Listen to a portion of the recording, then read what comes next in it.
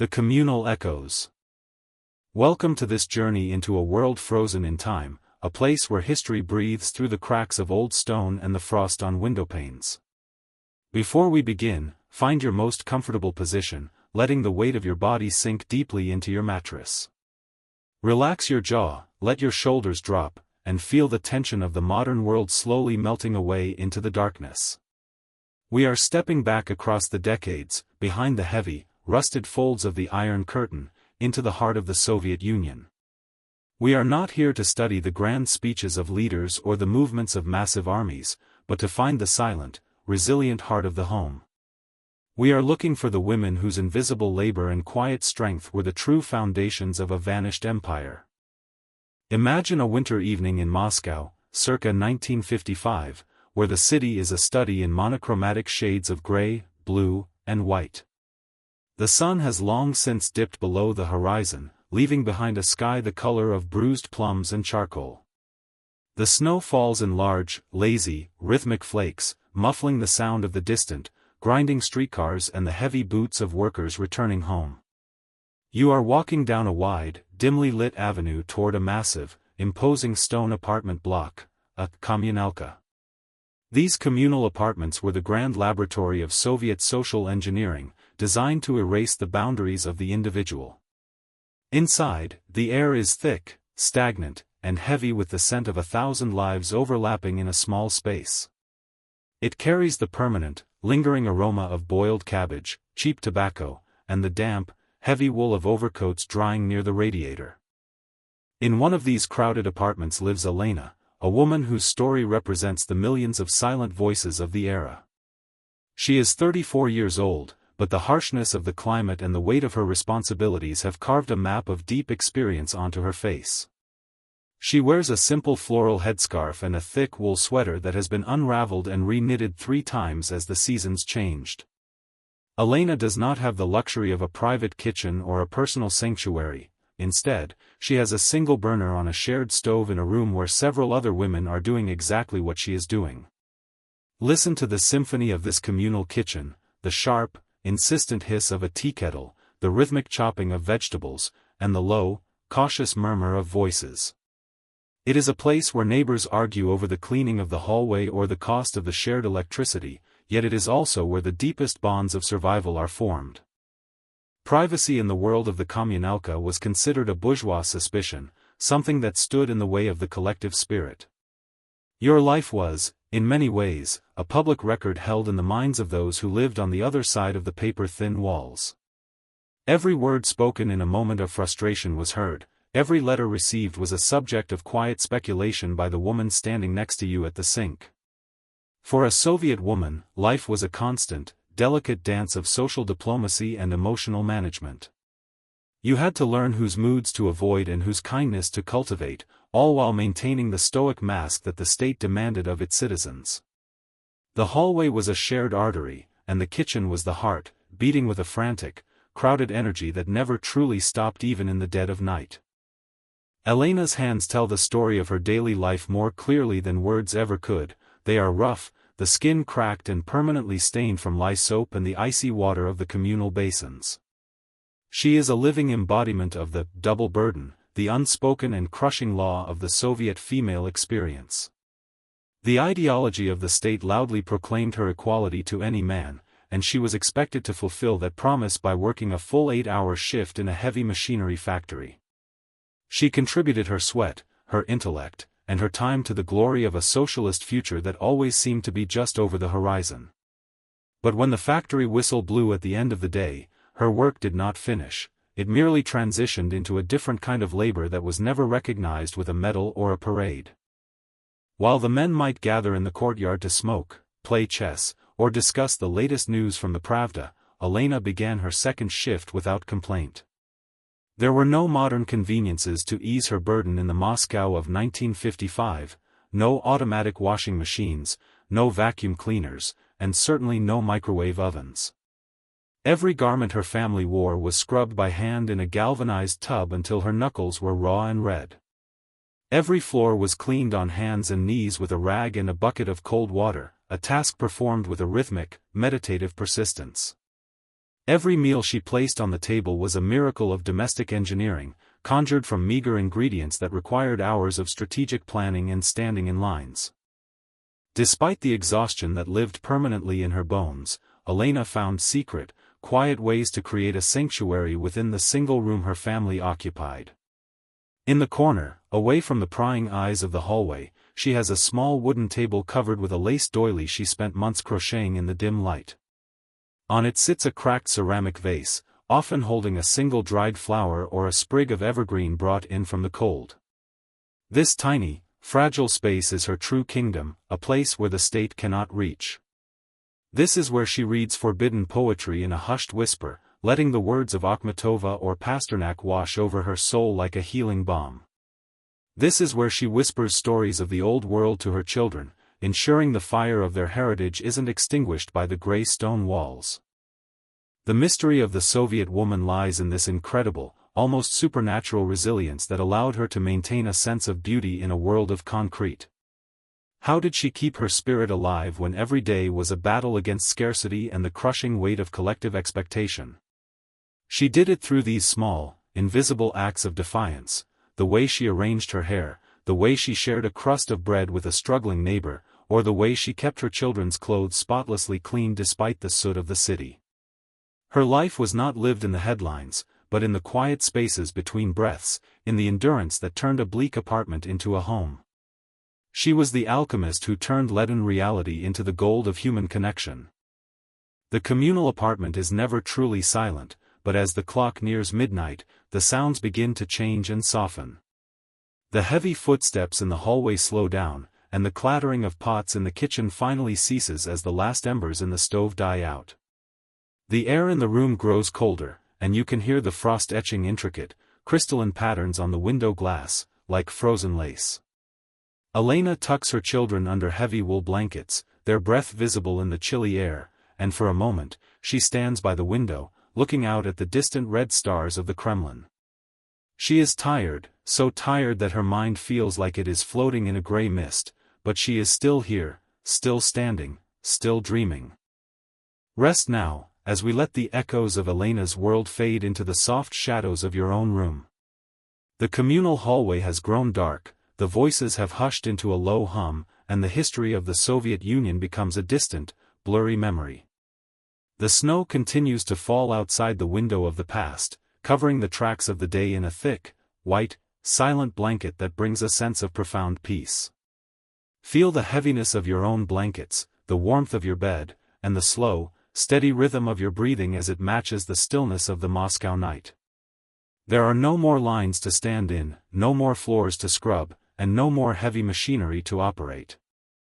The journey through the day is over, and the sanctuary of sleep is finally opening its doors to you. Imagine the city of Moscow sleeping under a vast, starry sky, the gray buildings turned to silver by the moonlight. The women of that era, with their heavy burdens and their secret poems, are finally resting too, their stories safe within the heart of history.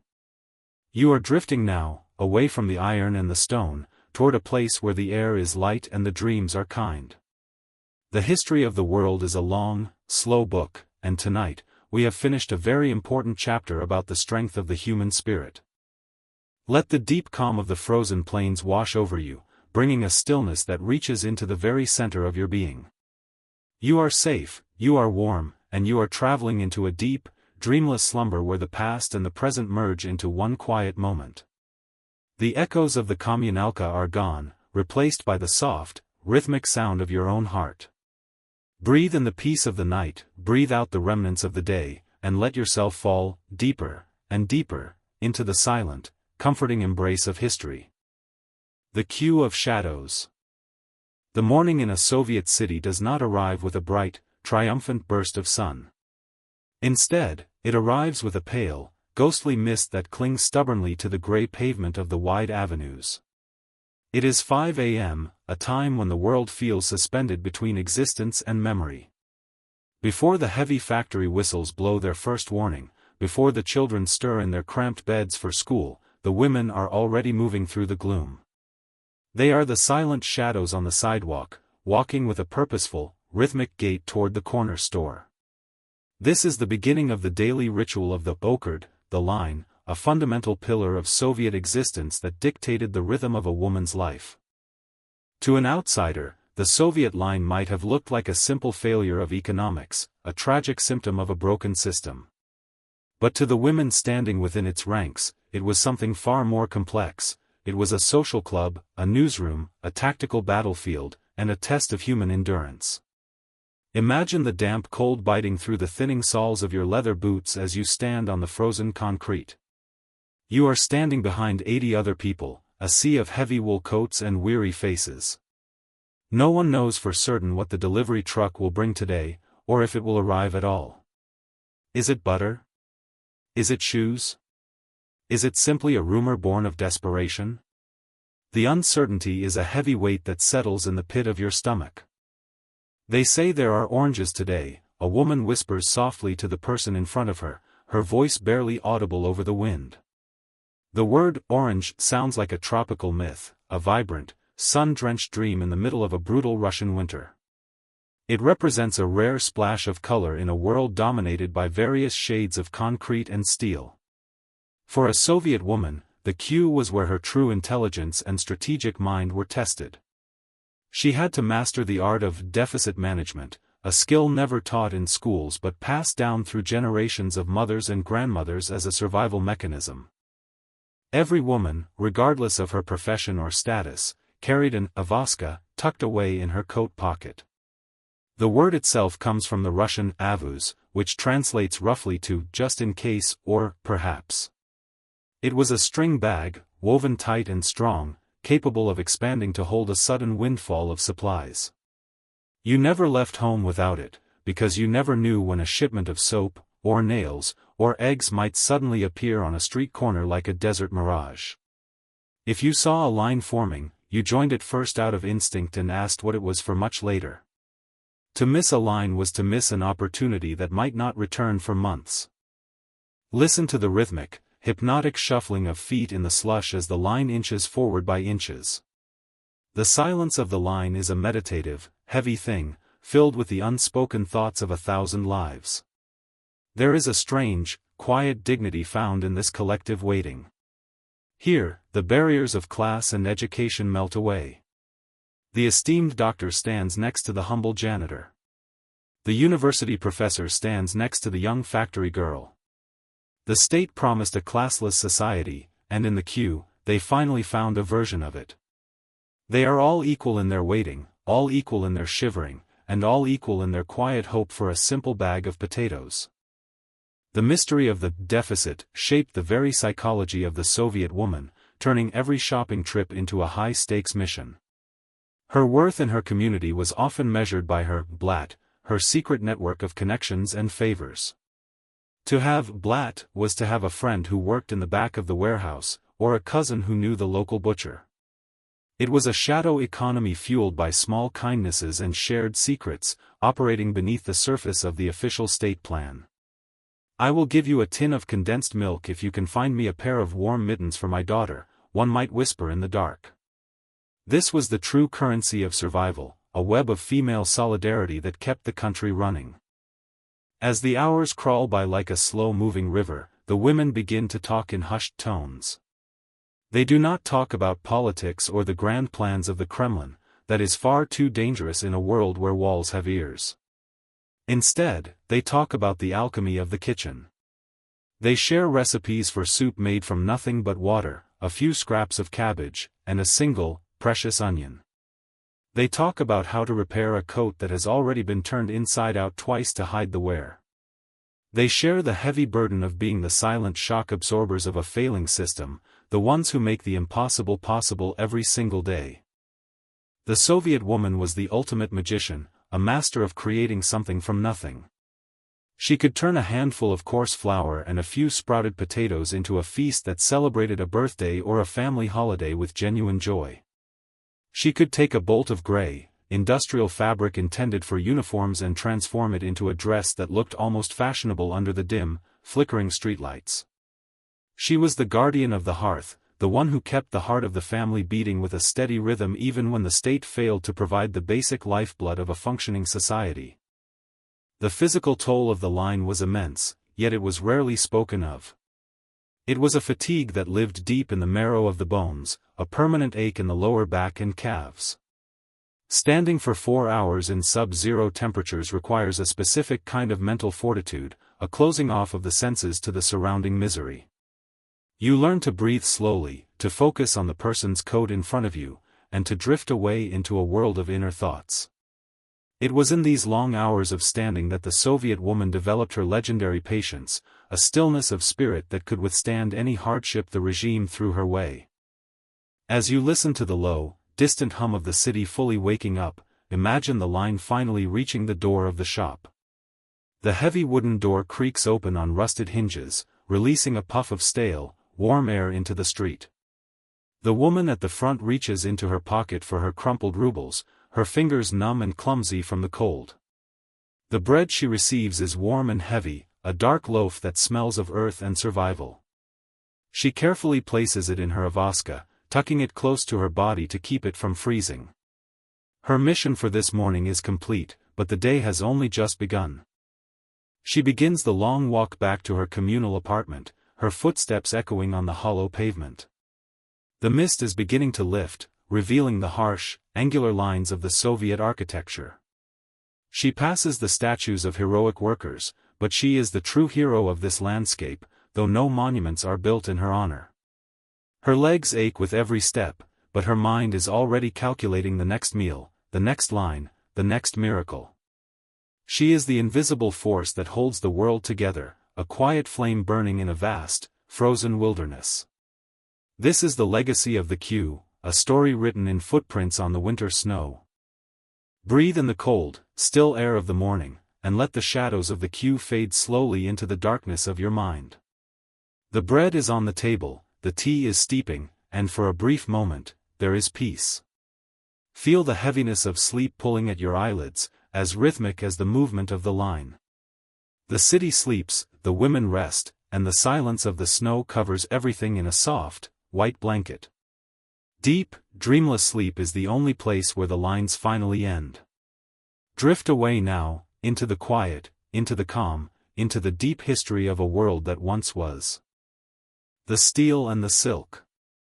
The sun is higher now in the vast, pale sky, but it provides no true warmth, only a flat, clinical white light that reflects sharply off the towering industrial chimneys and the frost-covered iron gates.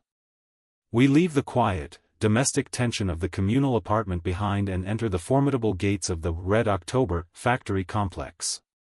Here, the world is forged from the relentless elements of metal and fire, a place where the delicate nature of life is hammered into a singular, industrial purpose.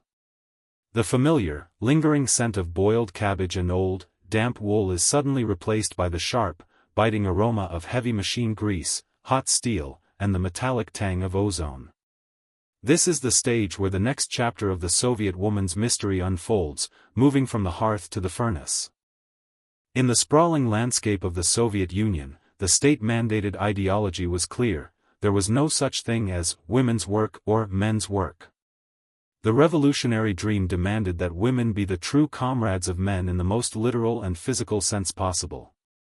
A woman's hand was officially considered just as capable of navigating the complex controls of a massive welding torch as it was of rocking a wooden cradle. As we walk through the roaring, cavernous halls of this industrial cathedral, we see the living embodiment of this theory, the woman of steel. In the West, during these same mid-century decades, women were being increasingly pushed back toward the manicured suburbs and the shiny, appliance-filled kitchens, but here, under the red stars, they were the very backbone of a recovering industrial empire. Look closely at Nina, a crane operator who has spent the last decade navigating this world of iron. She is 28 years old, and she sits perched 40 feet above the deafening factory floor in a small, vibrating metal cabin that smells of oil and cold air. Her hands, calloused and steady, move the massive, heavy control levers with the quiet, practiced precision of a concert pianist. Below her, giant vats of molten iron glow with a terrifying, incandescent orange light, throwing frantic sparks into the air like tiny, dying stars that vanish into the soot-stained rafters. From her vantage point, the individual vanishes into the collective movement of the machinery, yet Nina remains the watchful intelligence that guides the heavy flow of production. Nina wears heavy denim overalls that have been stained by years of labor and a thick, grease-darkened cap to pull back her hair, protecting it from the hungry gears below. The state-controlled media calls her a hero of the people, a socialist icon. Comrade Nina, the ubiquitous posters on the walls proclaim, your labor is the mighty hammer that breaks the chains of history. But as the hours stretch into the afternoon, Nina does not feel like a legendary hero or a political symbol. She feels the constant, low-frequency vibration of the heavy machinery in her very teeth and bones. She feels the deep, hollow exhaustion of a woman who stood in a freezing line for bread at dawn before her grueling shift even began at 7 in the morning. There is a profound, almost mystical duality in Nina's existence, the clash between the industrial steel and the hidden silk of her inner world. After her 8-hour shift of lifting tons of cold metal across the factory floor, Nina retreats to the women's locker room, a harsh, utilitarian space with damp concrete floors and rows of battered metal lockers. She takes a coarse rag and carefully wipes the black grease and gray soot from her forehead and the bridge of her nose. And then, in the dim light of the locker room, she does something extraordinary and deeply human. She pulls a small, cracked mirror from her locker, a relic of a more personal life, and beside it lies a tiny, precious tin of Soviet-made rouge in a bright, defiant shade of pink. With fingers that still tremble slightly from the vibration of the crane's levers, she applies the color to her pale cheeks with meticulous care. She puts on a pair of small, simple earrings that she had kept hidden in her pocket throughout the long workday. This is her quiet, private rebellion against the suffocating grayness of the machinery and the state.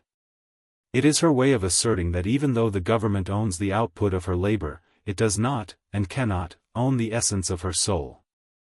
To be a woman in the USSR was to live forever suspended between these two conflicting realities, the rugged, tireless comrade of the factory floor and the delicate, feeling individual who craved beauty in a world of concrete. The factory is a world of immense, overwhelming noise that seems to swallow every other thought. The massive industrial hammers fall with a deep, bone-shaking thud, thud, thud, echoing like the heartbeat of a giant buried deep beneath the earth.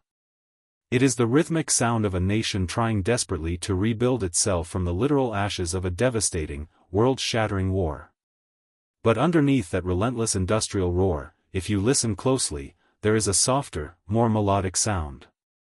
It is the sound of the women on the assembly line singing together in low, harmonized voices. They sing ancient folk songs about silver birch trees, flowing rivers, and lost loves, their voices weaving a fragile tapestry of culture through the clatter and hiss of the machines. The transition from worker to woman is a transformation that happens every evening as the sun begins to fade behind the smokestacks. When the final shift change whistle finally blows, its long, mournful cry signals a temporary peace. The heavy iron doors of the factory groan on their massive hinges as they are swung open, releasing a stream of workers into the twilight. The women emerge with tired eyes but faces set in lines of incredible, quiet strength. They carry the heavy, metallic smell of the factory with them, a scent of oil and iron that seems to have seeped into their very skin over the years. But as they cross the threshold of the gates, they adjust their scarves and straighten their coats, reclaiming their identities from the industrial abyss. As you listen to the distant, fading sound of the factory cooling down for the night, imagine the profound silence that slowly begins to claim the landscape. The bright, orange sparks have stopped their frantic dance, and the massive cranes are locked into their resting positions like sleeping giants. You are walking slowly away from the iron gates, toward the soft, deep blue of the winter evening. The stars are just beginning to peek through the thinning smoke of the tall, dark chimneys, appearing as cold and distant as the dreams of the workers below. Deep breath in, the sharp, lingering scent of steel and fire, deep breath out, the quiet, sheltering peace of the approaching night. The heavy machinery of the day is finally still, and the relentless demands of the state have been met for another 24 hours. The path beneath your feet is hard and frozen, echoing the rhythm of your slow, steady footsteps as you leave the industrial world behind. Your mind is beginning to drift, moving away from the clatter of the assembly line and toward the soft, dark sanctuary of rest. The history of the factory is a story of iron, but the history of the women within it is a story of fire, a fire that burns quietly, steadily, and unquenchably behind their tired eyes. Feel the calm of the evening air cooling your skin and slowing your pulse as the city prepares for its collective slumber. Let the deep, cold calm of the snowy plains wrap around you like a heavy wool blanket, bringing a stillness that reaches deep into your soul. You are safe, you are warm, and you are traveling into a place where the noise of the world cannot follow. The echoes of the Red October factory have vanished, replaced by the soft, rhythmic sound of your own peaceful breathing in the dark. Breathe in the silence of the night, breathe out the exhaustion of the journey, and let yourself fall, deeper, and deeper, into the comforting, silent embrace of a time long gone. Fashion and identity. As the industrial roar of the factory fades into a distant memory, we turn our gaze toward a different kind of struggle, the quiet, persistent battle for identity and beauty. In the Soviet Union, fashion was not merely about aesthetics, it was a profound mystery of self-expression in a world that favored the uniform and the collective. Imagine a damp, overcast afternoon in Leningrad, where the grand neoclassical buildings stand like weary sentinels against a sky of charcoal silk. The women walking these streets carry a secret elegance, a way of moving that suggests they are more than the heavy, shapeless coats provided by the state-run textile trusts. This is the story of how the Soviet woman reclaimed her face and her form from the gray hand of the deficit. To the central planners in the Kremlin, fashion was often viewed with deep suspicion, seen as a decadent, Western distraction that pulled the focus away from the glorious labor of the proletariat. The state-run clothing stores, like the massive Gostiny Dvor, were often filled with rows upon rows of identical, boxy dresses made from scratchy, industrial-grade wool. There were no trends here, only plans. The mystery for the Soviet woman was how to remain a woman when the system tried to turn her into a colorless worker. Yet, if you looked closely at the crowd on a Saturday afternoon, you would see small, defiant flashes of color, a silk scarf tied just so, or a pair of leather boots that had been polished until they reflected the streetlights like dark mirrors. The true heart of Soviet fashion did not beat in the official stores, but in the private, hushed spaces of the atelier and the home sewing room. Because the state failed to provide grace, the women of the USSR became their own designers, tailors, and seamstresses. Imagine the sound of a vintage, hand-cranked Singer sewing machine humming late into the night in a crowded communal apartment. A woman named Galina sits hunched over a piece of repurposed fabric, her eyes straining in the dim light of a single bulb.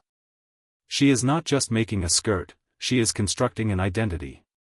With every rhythmic stitch, she is weaving her dreams and her dignity into the seams, creating something that belongs only to her and not to the collective.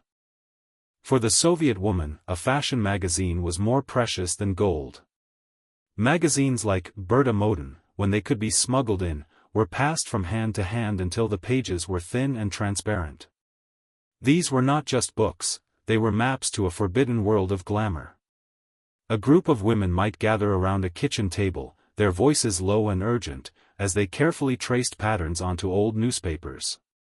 They learned the alchemy of transformation, how to turn a man's old suit into a tailored jacket, or how to dye a plain bedsheet a vibrant shade of indigo using onion skins or smuggled inks. This was the silent language of the underground, a sisterhood bound by the needle and the thread. The mystery of deficit extended even to the most intimate details of a woman's life. Finding a simple lipstick or a bottle of perfume was an odyssey that required immense patience and a vast network of blat. The legendary Red Moscow perfume, with its heavy, floral scent, became the olfactory signature of an entire era. It was a smell that lingered in the hallways of theaters and the cabins of trains, a scent of nostalgia and resilience. When a shipment of French perfume somehow made its way past the border, the news traveled through the city like a wildfire. Women would stand in the freezing rain for half a day just for the chance to smell like something other than industrial soap and heavy machinery. Identity was also forged in the way a woman handled the double burden, while still trying to look like the red beauty seen in the cinema. The state promoted a specific image of the Soviet woman, healthy, strong, and naturally beautiful without the need for Western paint. But the reality was a constant struggle against the wear and tear of a hard life. The mystery lies in their ingenuity. If there was no mascara, a woman might use a burnt matchstick and a bit of spit to darken her lashes. If there was no hairspray, sugar water served as a sticky but effective substitute. These were the small, invisible rituals performed in front of cracked mirrors every morning, a way of preparing for the world's harsh gaze. The Dom Modi, or the House of Fashion, was the state's official attempt to compete with Paris, but it was a world far removed from the lives of ordinary women. Inside its grand halls, models walked the runways in exquisite gowns that would never see the inside of a regular apartment. For women like Galina, these shows were a beautiful lie, a theatrical performance that they watched with a mixture of longing and irony. They knew that the Soviet look was something they had to invent for themselves on the streets. They became masters of the accessory, using a vintage brooch or a handmade belt to transform a drab uniform into a statement of personal history and hidden flair. As we walk further into the evening, the streetlights begin to flicker on, casting long, wavering shadows across the cobblestones. You can see the silhouettes of women heading toward the metro, their heads held high despite the heavy bags of groceries they carry. There is a specific kind of grace in their posture, a resilience that the state could never quite standardize. The mystery of Soviet fashion was ultimately a mystery of the human spirit's refusal to be plain. It was the choice to wear a bright red ribbon in a gray world, or to walk in high heels through the slush of a Moscow march. It was an assertion of life in a landscape designed for utility. Listen to the rhythmic clicking of those heels on the pavement, a sound that echoes through the quiet avenues like a heartbeat. It is a confident, steady sound that speaks of a woman who knows her worth even when the world ignores it. The cold wind pulls at their scarves, but they adjust them with a practiced, elegant flick of the wrist. We are moving away from the crowded centers now, toward the softer, quieter parts of the city where the trees are heavy with frost. The air is still, and the only sound is the distant, muffled chime of a clock tower marking the passage of another hour in this long, complicated history. The struggle for identity is a tiring one, and as the night deepens, the needles are finally put away and the sewing machines grow silent. The fabric is folded, the patterns are tucked under mattresses, and the small tins of rouge are closed for the night. The Soviet woman, with her secret silk and her public steel, is finally allowing herself to rest. Imagine her lying in the dark, her mind still tracing the lines of a new dress she hopes to make. The city of Leningrad is a blue dream under the moon, its canals frozen into stillness. Deep breath in, the scent of red Moscow and old paper, deep breath out, the soft, heavy weight of sleep. The journey through the world of fashion and identity is over, and the sanctuary of a deep, dreamless slumber is calling to you. The vibrant colors of the underground are fading into the soft grays of the night, and the sharp lines of the patterns are blurring into the mist of dreams. You are safe, you are warm, and you are traveling to a place where you can be whoever you wish to be. The history of the needle is a story of survival, but tonight, the survival is complete. The night is vast and kind, and it covers the empire in a blanket of silence that knows no borders or plans. Let the profound calm of the winter night wash over you, bringing a peace that settles into your heart like falling snow. The echoes of the clicking heels and the humming sewing machines have vanished, replaced by the rhythmic, peaceful flow of your own breath in the darkness. You are drifting now, away from the struggle and the deficit, toward a place of pure, quiet rest. The world is still, the mirrors are covered, and the heavy weight of the day has been lifted. Breathe in the stillness, breathe out the noise, and let yourself fall, deeper, and deeper, into the silent, comforting embrace of the past. The education and the dream. As the delicate silk of fashion and the harsh steel of the factory floor begin to merge in the collective memory, we turn our attention toward the vast, intellectual horizon of the Soviet woman. In the silent, echoing halls of the great universities in Moscow and Kiev, a different kind of mystery was being authored, the mystery of the female mind unbound by traditional domesticity. Imagine the smell of old parchment, floor wax, and the faint, sweet scent of linden trees drifting through an open library window on a late spring afternoon.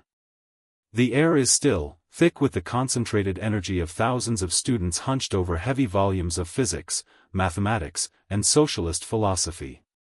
For the Soviet woman, education was not just a path to a career, it was the ultimate key to a dream of total equality that the state had promised since the earliest days of the revolution. The Soviet state understood very early that to build a superpower, it needed the intellectual labor of every citizen, regardless of gender. From the frozen reaches of Siberia to the sun-drenched plains of Ukraine, girls were encouraged to look toward the stars, quite literally, rather than just the kitchen stove. The mystery for the young Soviet woman was how to navigate this world of intense academic rigor while still carrying the cultural expectations of her family. In the classroom, she was an equal, a comrade, a future engineer of human progress. She sat in tiered lecture halls, her fountain pen scratching a rhythmic, hypnotic song against her notebook as she recorded the laws of thermodynamics or the intricate structures of organic chemistry. Education was the great equalizer, a meritocratic ladder that offered a way out of the gray, crowded hallways of the communal apartments. Consider a young woman named Svetlana, a student of aeronautical engineering in the late 1960s. She spends her days in a world of complex equations and blueprint paper that smells of ammonia and hope. To Svetlana, the dream of the Soviet Union is written in the language of mathematics. She is part of a generation that saw Valentina Tereshkova become the first woman in space, an event that sent a shockwave of possibility through the heart of every girl in the USSR. Tereshkova was not just a pilot, she was a cosmic symbol of what a woman could achieve when the barriers of the old world were dismantled. In the quiet hours of the night, when the rest of the dormitory is asleep, Svetlana stares at the moon and calculates the trajectory of a rocket, her mind soaring far above the shortages and the lines of the street.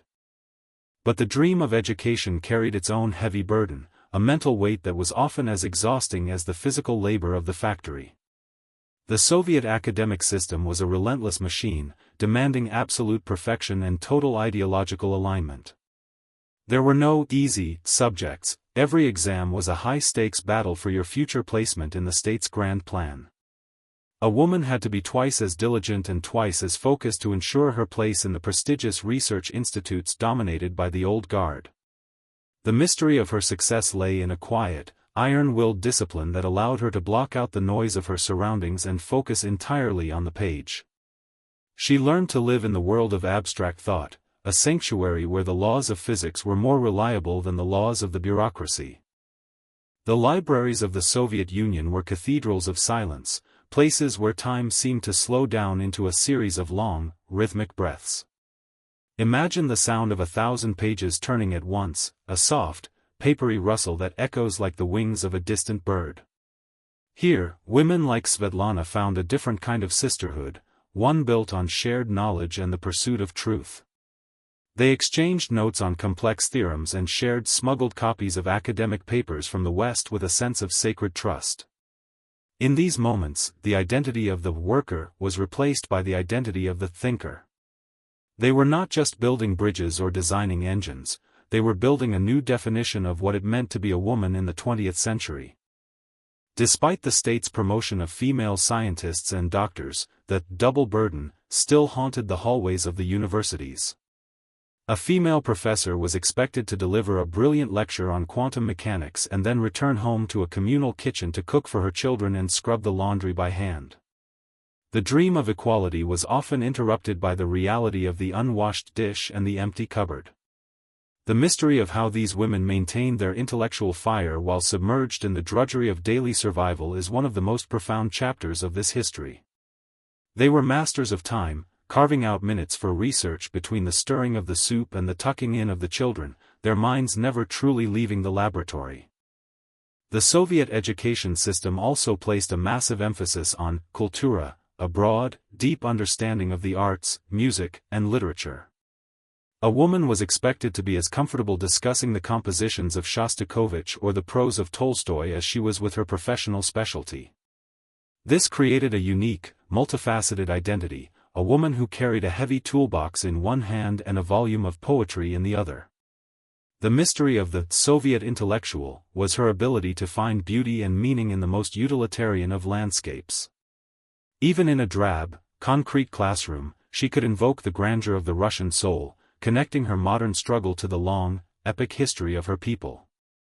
As we move toward the evening, the lights in the university library begin to dim, one by one. The students pack their heavy bags, the sound of zippers and buckles echoing in the quiet. You can see the silhouettes of women walking across the dark campus, their shadows long and thin under the yellow glow of the streetlights. They carry the weight of their books with a certain pride, a physical manifestation of the knowledge they have earned. The air is cool, and the scent of the lining trees is stronger now, a sweet, floral reminder of the world outside the laboratory. The dream of the day is over, but the dream of the future remains tucked away in their notebooks. Listen to the rhythmic, steady sound of their footsteps on the gravel paths, a confident march toward an uncertain tomorrow. There is a sense of purpose in their movement, a belief that their intellect can truly change the shape of the world. They pass the statues of great scientists, their stony eyes watching over the next generation of pioneers. We are moving away from the halls of learning now, toward the softer, darker edges of the city where the trees are heavy with the stillness of the night. The city of Moscow is breathing slowly, a giant organism resting before the next cycle of labor and thought. The factories and beyond. As the intellectual dreams of the university library settle into the quiet corners of the mind, we must transition back to the rhythmic pulse of the physical world, the sprawling, iron-clad landscape of the Soviet workforce. To understand what life was really like for women in the Soviet Union, one must look beyond the individual and into the massive, humming machinery of the state's industrial heart. Imagine a cold, damp morning in the industrial outskirts of Sverdlovsk, where the sky is a permanent veil of charcoal smoke and the air tastes of sulfur and cold metal. Thousands of women are streaming through the gates of textile mills, chemical plants, and heavy machinery works, their footsteps creating a low, thunderous vibration that echoes through the frozen mud of the streets. This was not a world of choice, but of collective necessity, where the female body was viewed as a vital engine of socialist construction. The mystery of the Soviet workforce lies in the staggering scale of female participation across every conceivable sector of the economy. While the West debated whether a woman belonged in an office or a kitchen, the Soviet state had already decided she belonged everywhere, on the scaffolding of a rising skyscraper, in the depths of a coal mine, and behind the wheel of a massive tractor. To the state, Nina and millions like her were the soldiers of labor, a title that carried both a sense of profound pride and a crushing weight of responsibility. In the factory, she was stripped of the delicate nuances of her domestic life and transformed into a biological unit of productivity. The mystery for these women was how to retain a sense of humanity in an environment designed to prioritize the output of the machine over the comfort of the soul. Imagine the interior of a massive textile mill, a cavernous space where 10,000 looms operate in a deafening, synchronized roar. The air is thick with cotton dust that hangs in the shafts of gray light like a permanent fog, settling on the eyelashes and into the lungs of the workers. A woman named Raisa stands at her station, her hands moving with a lightning-fast, automatic rhythm as she knots broken threads and monitors the racing shuttles. The noise is so absolute that it becomes a kind of silence, a wall of sound that blocks out the ability to think of anything but the task at hand. Every minute is measured by the plan, every movement is a contribution to the 5-year goal that hangs on a giant banner above the floor. Raisa's identity is bound to the rhythm of the loom, a mechanical heartbeat that dictates the flow of her blood and the pacing of her breath. The double burden reached its most extreme form for the woman in the industrial workforce. After standing for 8 to 10 hours in the heat and noise of a chemical plant or a steel forge, she did not return to a place of rest. Instead, she transitioned into the physical labor of the home, which was often as grueling as the factory floor. The mystery of her endurance is a testament to a specific kind of Soviet fortitude, a quiet, uncomplaining strength that viewed exhaustion as a natural state of being. She learned to sleep while standing on the bus, to plan a week's meals while operating a drill press, and to find a strange, meditative peace in the repetitive nature of her work. Her life was a continuous cycle of effort, a perpetual motion machine that only stopped when the darkness of the night finally claimed the city.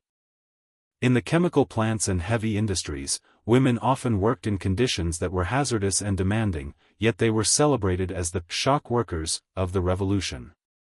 They handled toxic dyes, operated massive hydraulic presses, and endured temperatures that would wilt a lesser spirit. The mystery of this experience was the collective pride that emerged from the shared hardship. There was a unique sisterhood born in the locker rooms and the factory cafeterias, a bond formed in the steam of the communal showers and the clatter of tin trays. They shared stories of their children's successes and their husbands' shortcomings, creating a web of emotional support that acted as a buffer against the cold reality of the state's demands. In the factory, they were comrades; in their hearts, they were a secret society of survivors. Beyond the factory walls, the workforce extended into the vast, open spaces of the collective farms, the cocos. Here, the mystery of the woman's life was tied to the cycles of the earth and the brutal whims of the Russian climate. Imagine a woman named Maria, her back bent over a field of sugar beets under a relentless August sun, her hands stained dark by the soil. She was part of the brigades that fed the nation, working from dawn until the last sliver of moon appeared over the horizon. There were no holidays in the harvest season, there was only the soil, the sun, and the quota. Yet, even here, there was a sense of profound connection to the land, a primitive, ancient strength that allowed her to find joy in a good harvest or the cool shade of a birch tree at the edge of the field. The state provided creches and nurseries within the factory complexes, a solution designed to keep mothers at their machines for as long as possible. The mystery of the mother worker was the constant, nagging pull between the child in the nursery and the quota on the assembly line. She was allowed brief breaks to nurse or visit her infant, a surreal intersection of biological necessity and industrial production. She would walk from the grease and noise of the shop floor into the sterile, quiet world of the nursery, a transition that required a jarring shift of the soul. For those few minutes, she was not a shock worker or a comrade, she was simply a mother, her heart beating against the soft skin of her child before the whistle called her back to the iron and the steam. As the workday finally draws to a close, the massive machines are powered down, one by one. The sudden silence in the factory is a heavy, physical presence, an eerie calm that makes the ears ring. You can see the long lines of women moving toward the exits, their faces etched with the gray dust of the day and the deep lines of fatigue. They move slowly, their bodies heavy with the weight of their labor, yet there is a quiet dignity in their exhaustion. They have fulfilled their duty to the state, and now they must fulfill their duty to themselves. The industrial outskirts are a landscape of shadows and orange streetlights, the smoke from the chimneys drifting like ghost ships across the dark sky. Listen to the rhythmic, weary sound of their footsteps on the hard-packed earth of the factory yard, a slow march toward the bus stops and the metro stations. There is no conversation now, the energy for speech has been consumed by the machines. The air is cold, and the smell of the city, a mixture of coal smoke, damp earth, and diesel, is stronger in the evening stillness. We are moving away from the iron gates and the tall fences, toward the residential districts where the lights are beginning to flicker in the windows of the apartment blocks. The city of the workers is settling into its evening rest, a vast, tired organism breathing in the cool air of the night. The demand for labor is a tireless one, and as the night deepens, the massive looms and the heavy presses are finally still. The quotas have been met, the banners have been lowered, and the industrial dream is put aside for the sanctuary of sleep. The Soviet woman, with her calloused hands and her aching back, is finally allowing herself to rest. Imagine her lying in her bed, the silence of the room feeling like a precious luxury after the roar of the factory. Her mind is finally free from the rhythm of the machine, drifting into a world where there are no plans and no quotas. The empire is a vast, dark map under the moon, its factories standing like silent cathedrals of industry. Deep breath in, the scent of cold metal and wood smoke; deep breath out, the soft, heavy weight of sleep. The journey through the world of the workforce is over, and the sanctuary of a deep, dreamless slumber is calling to you. The sharp roar of the factory is blurring into the soft mist of dreams, and the heavy weight of the tools is fading into the quiet rhythm of the night. You are safe, you are warm, and you are traveling to a place where all labor ends in peace. The history of the workforce is a story of strength, but tonight, that strength has softened into a gentle, comforting rest. The night is vast and kind, covering the mills and the farms in a blanket of silence that knows no shifts or deadlines. Let the profound calm of the industrial night wash over you, bringing a stillness that reaches deep into your soul like the cooling of a great furnace. The echoes of the clattering looms and the heavy hammers have vanished, replaced by the rhythmic, peaceful flow of your own breath in the darkness. You are drifting now, away from the grease and the steam, toward a place of pure, quiet rest. The world is still, the machines are locked, and the heavy weight of the workday has been lifted. Breathe in the stillness, breathe out the noise, and let yourself fall, deeper, and deeper, into the silent, comforting embrace of the past. Marriage, love, and the state. As the relentless clatter of the factory looms and the industrial roar fade into the soft, velvet silence of the night, we shift our focus to a different kind of architecture, the complex, state-regulated landscape of the Soviet heart.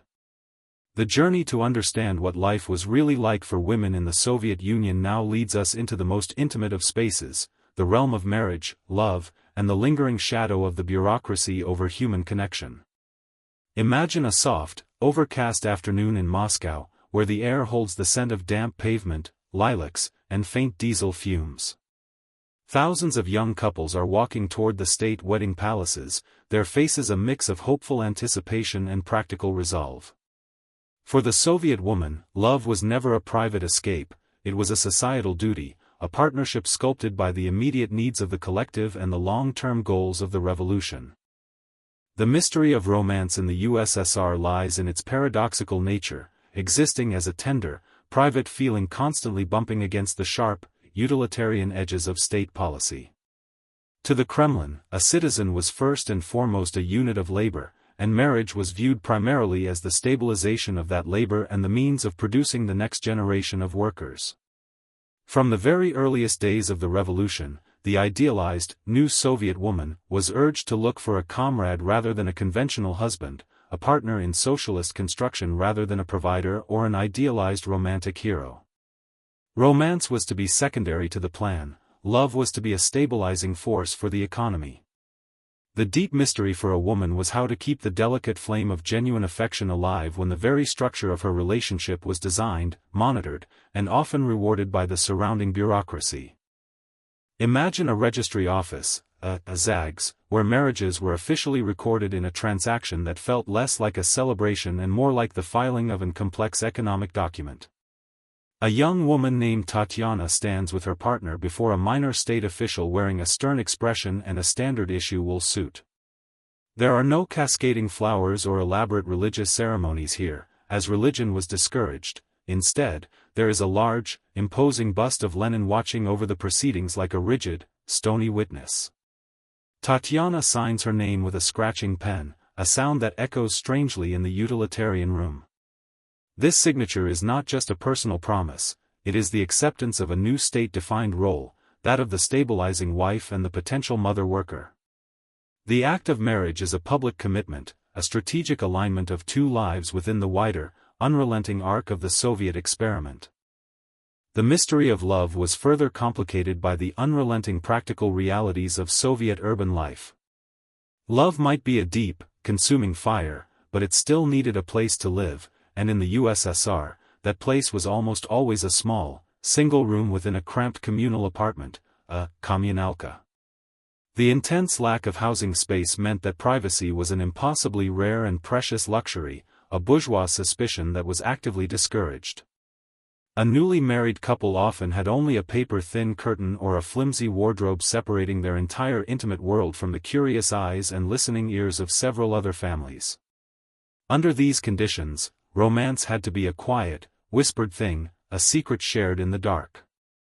The Soviet woman learned to nurture affection under intense and constant observation, finding a strange, defensive strength in the shared endurance of scarcity and the profound lack of space.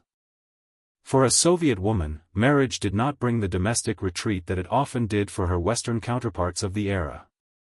The intense societal and economic expectation that every able-bodied citizen would work meant that the partnership was a union of two earners, both equally bound to the state's massive quota system.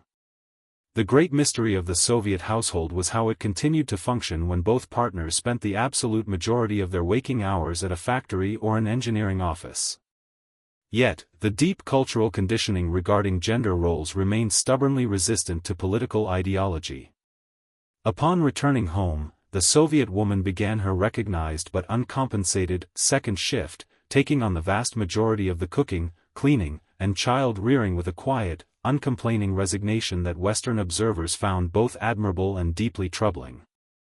The presence of the state was felt not only in the beginning of a marriage but often in its dissolution as well. The mystery of the high Soviet divorce rates is another complex chapter of this history, a reflection of the intense, intersecting pressures on the domestic unit. The state vacillated over the decades between making divorce incredibly easy, a simple matter of a postcard and a small fee, and extremely difficult and expensive, depending on the current demographic needs. For a woman, the ending of a marriage meant not just an emotional ending but a severe logistical and economic crisis. Where would she live when every room was accounted for by the Housing Bureau? How would she survive when the system assumed a shared income?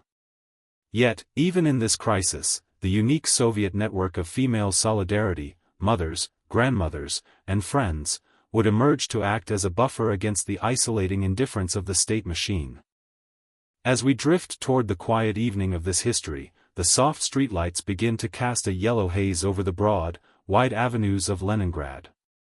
The long workday is finally over, and the couples are walking back toward their crowded homes, their shadows merging on the worn, hollow pavement. There is no public display of affection now, that is too revealing, too private.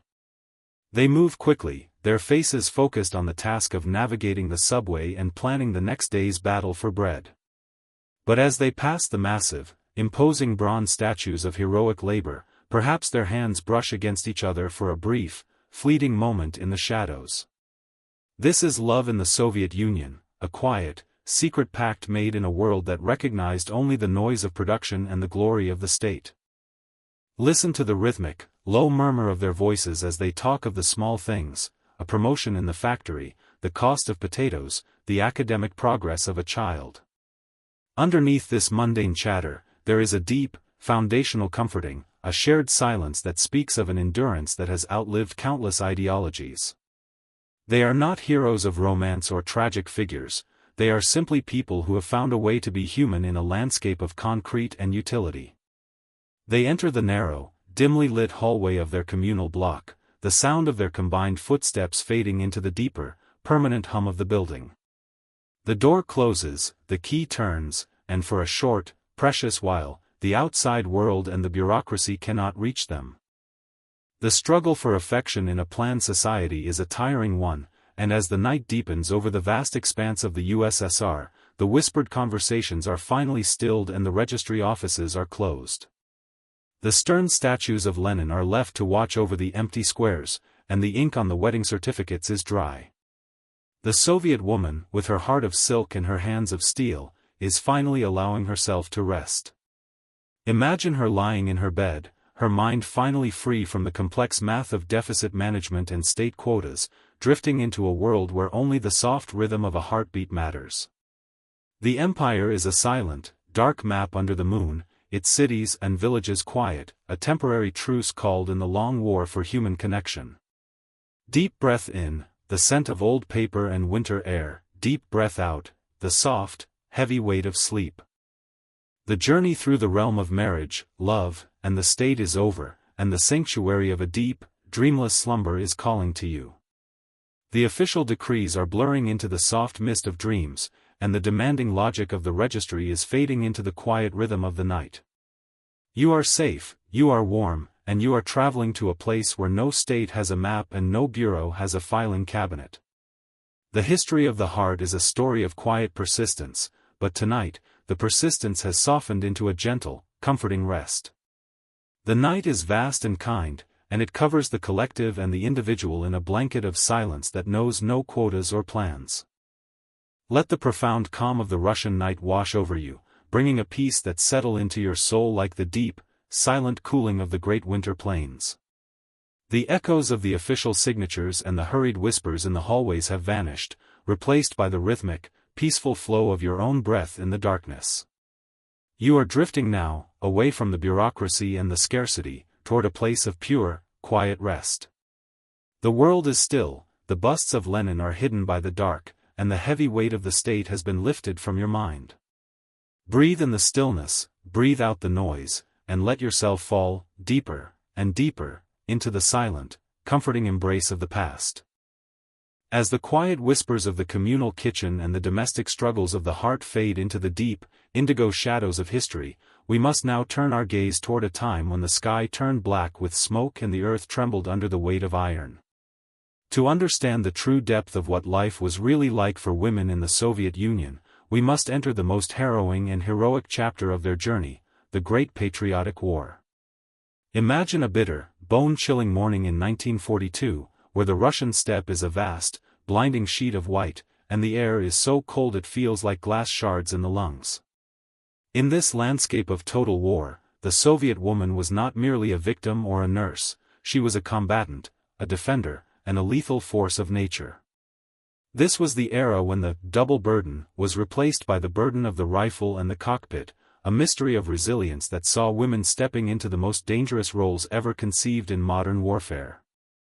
The mystery of the Soviet female soldier lies in the sheer, unprecedented scale of her involvement, a phenomenon that has no equal in the history of the 20th century.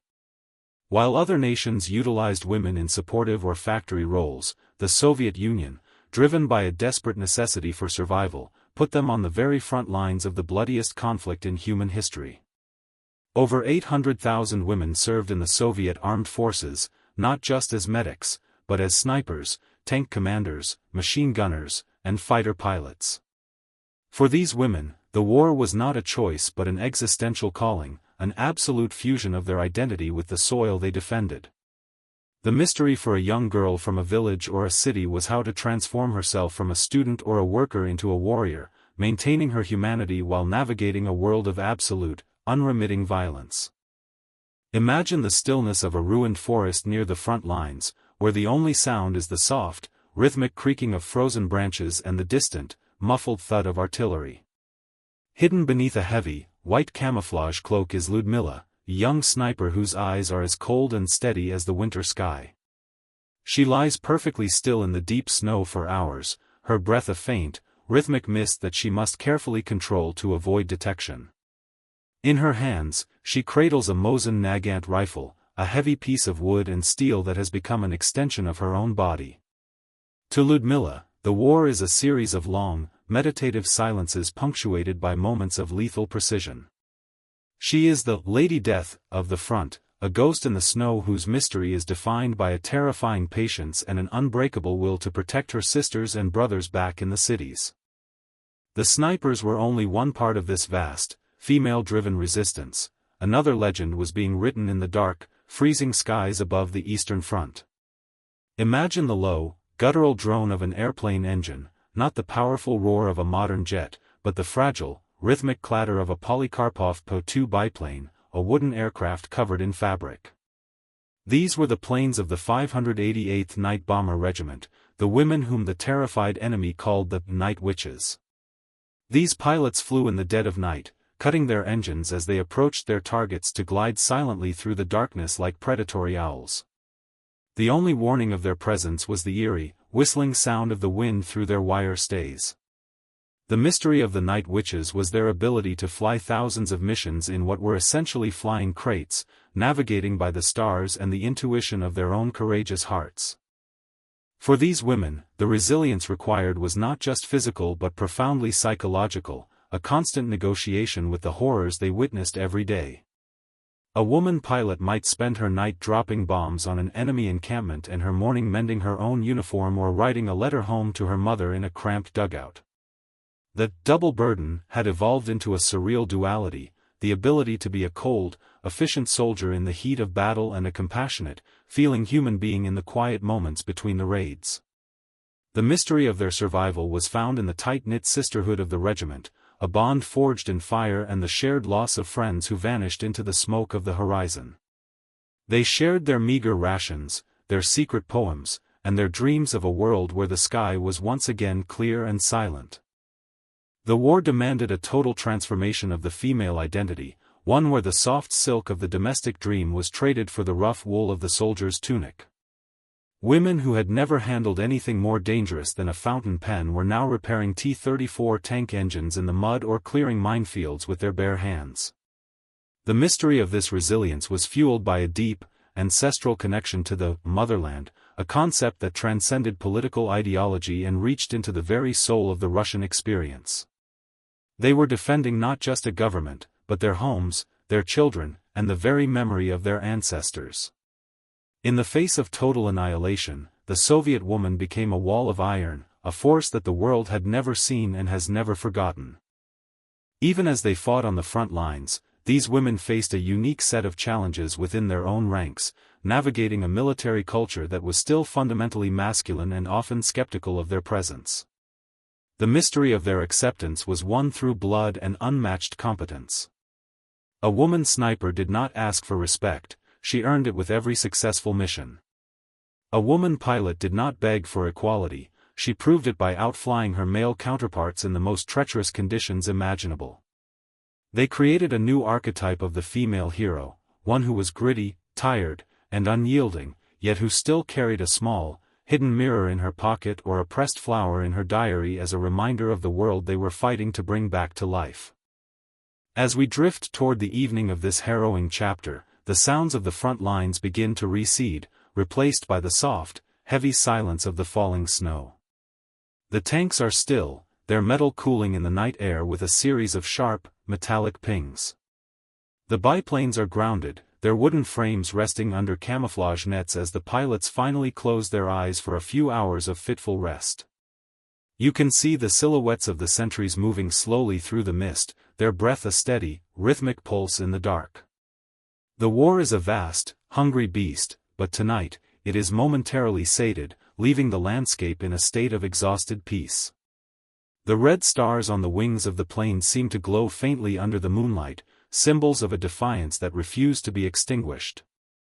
Listen to the rhythmic, low hum of the wind as it sweeps across the empty battlefields, carrying the echoes of 1,000 stories of courage and loss. Underneath the coldness of the night, there is a deep, foundational stillness, the silence of a land that has endured the unthinkable. These women were not just soldiers, they were the guardians of the future, the ones who held the line when everything else was crumbling. They enter their dugouts and their barracks, the sound of their heavy boots fading into the deeper, permanent quiet of the earth. The lanterns are blown out, the maps are folded, and for a short, precious while, the violence of the world cannot reach their dreams. The struggle for resilience in a time of total war is an exhausting task, and as the night deepens over the vast, scarred expanse of the USSR, the rifles are finally put aside and the cockpits are empty. The medals for bravery are tucked away in pockets, and the letters home are finished. The Soviet woman, with her spirit of fire and her hands of steel, is finally allowing herself to rest. Imagine her lying in her narrow bunk, her mind finally free from the math of ballistics and the fear of the dark, drifting into a world where the only sound is the falling snow. The empire is a silent, dark map under the moon, its cities and villages waiting for the dawn of a peace that was won by the strength of its daughters. Deep breath in, the scent of cold iron and wood smoke, deep breath out, the soft, heavy weight of sleep. The journey through the world of war and resilience is over, and the sanctuary of a deep, dreamless slumber is calling to you. The sharp roar of the engines is blurring into the soft mist of dreams, and the demanding logic of the front is fading into the quiet rhythm of the night. You are safe, you are warm, and you are traveling to a place where no war has a map and no enemy has a name. The history of the soldier is a story of courage, but tonight, that courage has softened into a gentle, comforting rest. The night is vast and kind, and it covers the hero and the home in a blanket of silence that knows no conflict or pain.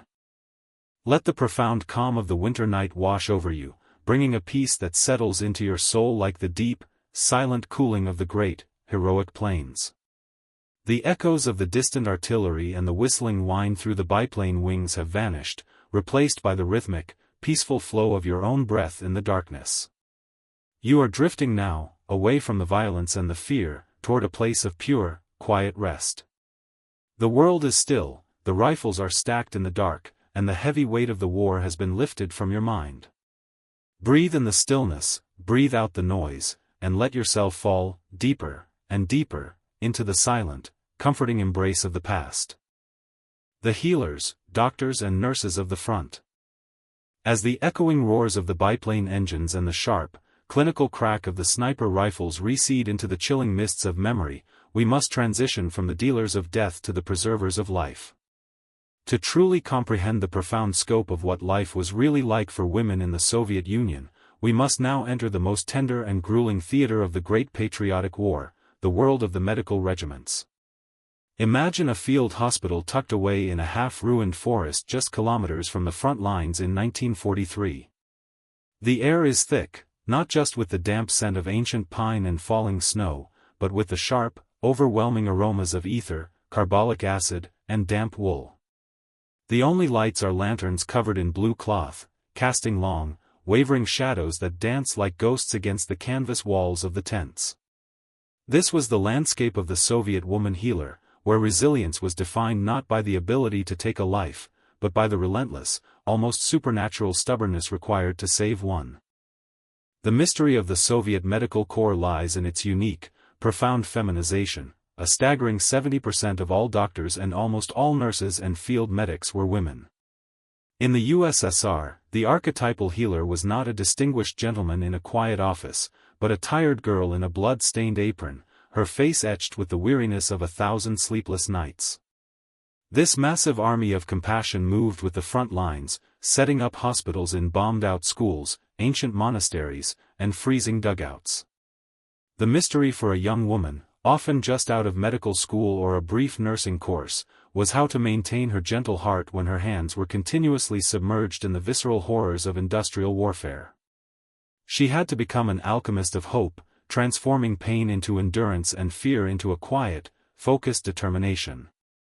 Imagine the visceral, unrelenting chaos of an operations tent during a major offensive, a place where time ceases to be linear and collapses into a frantic rhythm of urgent need. A young surgeon named Anna stands over a makeshift operating table, her face illuminated by the harsh, focused beam of a single electric lamp powered by a sputtering generator. Her hands, calloused not by heavy machinery but by the constant scrubbing of lye soap, move with a quick, clinical certainty that masks her profound exhaustion. To Anna, the war is not a strategic map of troop movements, it is an endless procession of shattered limbs, torn flesh, and the silent, pleading eyes of young men who were children only yesterday. The noise of the distant artillery is a constant, low-frequency vibration in her bones, but she has learned to block it out, focusing entirely on the rhythmic hiss of the anesthesia and the delicate dance of her scalpel. The role of the healer was not confined to the sterile relative safety of the rear area hospitals. The most perilous and intimate acts of mercy occurred in the very heart of the conflict. The sanitarka, or the field medic, was a figure of legendary courage, a woman who crawled through the mud and fire of the front lines to drag wounded soldiers to safety. Imagine a girl named Katia, barely 20 years old and weighing no more than 50 kilograms, crawling on her stomach across a field littered with shell craters and the debris of battle. The mystery of her strength is a profound physical contradiction. With her own frail body, she pulls a man twice her size onto a cloak and drags him millimeter by millimeter through the muck. She does not think of the bullets zipping through the air around her or the snow that melts against her face, she thinks only of the rhythmic, reassuring sound of his shallow breathing. Resilience for these women was a psychological tightrope, a constant battle against empathy burnout and the paralyzing sadness of unavoidable loss. The field nurse was not just a medical technician, she was a sister, a mother, and a confessor to the dying. In the quiet, flickering shadows of the recovery wards, she would hold a soldier's hand as he slipped away, her own fingers tracing the lines of a face she would never see again. The mystery of her endurance was her ability to remain vulnerable in a world of steel, to offer a soft word of comfort when her own spirit was crushed by fatigue. She learned to compartmentalize her own grief, tucking it away in the deepest, most silent corners of her heart so that she could offer a calm face and a steady hand to the next soul in need. The medical corps was a world of fierce solidarity, a unique sisterhood forged in the crucible of absolute necessity. In the field, there was no hierarchy of comfort. A surgeon and a nurse might share the same damp dugout and the same meager rations of black bread and kasha. This mutual reliance created a powerful network of emotional support, a shield against the consuming indifference of the war.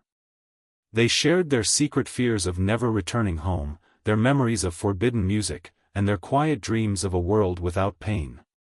The medical tent, despite its harrowing sights, became a sanctuary of a different kind, a place where human connection was prioritized above all else, a fragile ecosystem of care in a vast land. The demands of the front required a transformation of female identity, one where the soft silk of domestic expectation was traded for the sterile linen of the surgical mask. A woman who had intended to study botany or literature found herself as a leading expert in trauma surgery, her identity fused with the complex, demanding logic of wound management. The state celebrated these women as heroes of socialist medicine, putting their tired faces on propaganda posters and awarding them medals for valor. But the mystery of their reward was far more personal. It was found in the moment a soldier opened his eyes and whispered a single, profound, "thank you," into the quiet air of the ward, or the sight of a healed patient walking back toward the front lines with a renewed sense of purpose. As we drift toward the evening of this harrowing chapter, the sounds of the field hospital begin to recede, replaced by the soft, heavy stillness of the falling snow and the distant, low drone of the aircraft heading home. The lanterns in the operation tents are finally dimmed, the surgical tools are sanitized and stacked in their cases, and the sterile smell of carbolic acid begins to dissipate in the winter air. You can see the silhouettes of the nurses moving slowly between the tents, their steps a steady, rhythmic pulse in the dark. The war is a vast, hungry machine, but tonight, it is momentarily quiet, leaving the medical campus in a state of exhausted peace. The faint, blue glow from the lanterned windows seems to whisper a defiance against the encompassing darkness, a symbol of a compassion that refused to be extinguished. Listen to the rhythmic, low hum of the generator as it finally powers down, leaving a heavy silence that makes the ears ring. Underneath the coldness of the night, there is a deep, foundational stillness, the silence of a land that is healing, inch by millimeter. These women were not just healers. They were the guardians of the very essence of humanity, the ones who held the fragile threads of life together when everything else was pulling it apart. They enter their dugouts and their barracks, the sound of their soft steps fading into the deeper, permanent quiet of the earth. The blue cloth lanterns are blown out, the medical charts are folded, and for a short, precious while, the violence of the world cannot reach their dreams. The struggle to preserve life in a time of total war is an exhausting task, and as the night deepens over the vast, scarred expanse of the USSR, the surgical gloves are finally removed and the aprons are washed. The medals for valor are tucked away, and the letters home are finished with a tired flourish. The Soviet woman, with her spirit of mercy and her hands of steel, is finally allowing herself to rest. Imagine her lying in her narrow bunk, her mind finally free from the math of ballistics and the fear of the dark, drifting into a world where the only sound is the rhythmic, peaceful falling of the snow. The empire is a silent, dark map under the moon, its cities and villages waiting for the dawn of a peace that was won, millimeter by saved life, by the strength of its daughters. Deep breath in, the scent of old cloth and carbolic acid, deep breath out, the soft, heavy weight of sleep. The journey through the world of the healers is over, and the sanctuary of a deep, dreamless slumber is calling to you. The sharp hiss of the anesthesia is blurring into the soft mist of dreams, and the demanding logic of the operating theater is fading into the quiet rhythm of the night. You are safe, you are warm, and you are traveling to a place where no war has a map and no injury has a name. The history of the healer is a story of courage, but tonight, that courage has softened into a gentle, comforting rest. The night is vast and kind, and it covers the patient and the protector in a blanket of silence that knows no shifts or deadlines. Let the profound calm of the industrial night wash over you, bringing a stillness that reaches deep into your soul like the profound, steady cooling of the great, heroic plains. The echoes of the distant artillery and the low moans in the recovery wards have vanished, replaced by the rhythmic, peaceful flow of your own breath in the darkness. You are drifting now, away from the blood and the carbolic acid, toward a place of pure, quiet rest. The world is still, the surgical lamps are hidden by the dark, and the heavy weight of the war has been lifted from your mind. Breathe in the stillness, breathe out the noise, and let yourself fall, deeper, and deeper, into the silent, comforting embrace of the past. The writers and the poets, voices from the siege. As the sterile scent of carbolic acid and the muffled moans from the field hospital tents recede into the chilling, memory-laden mists of the Great Patriotic War, we must transition from the tangible, visceral struggles of the front lines to the intellectual and spiritual resilience required in the heart of darkness itself.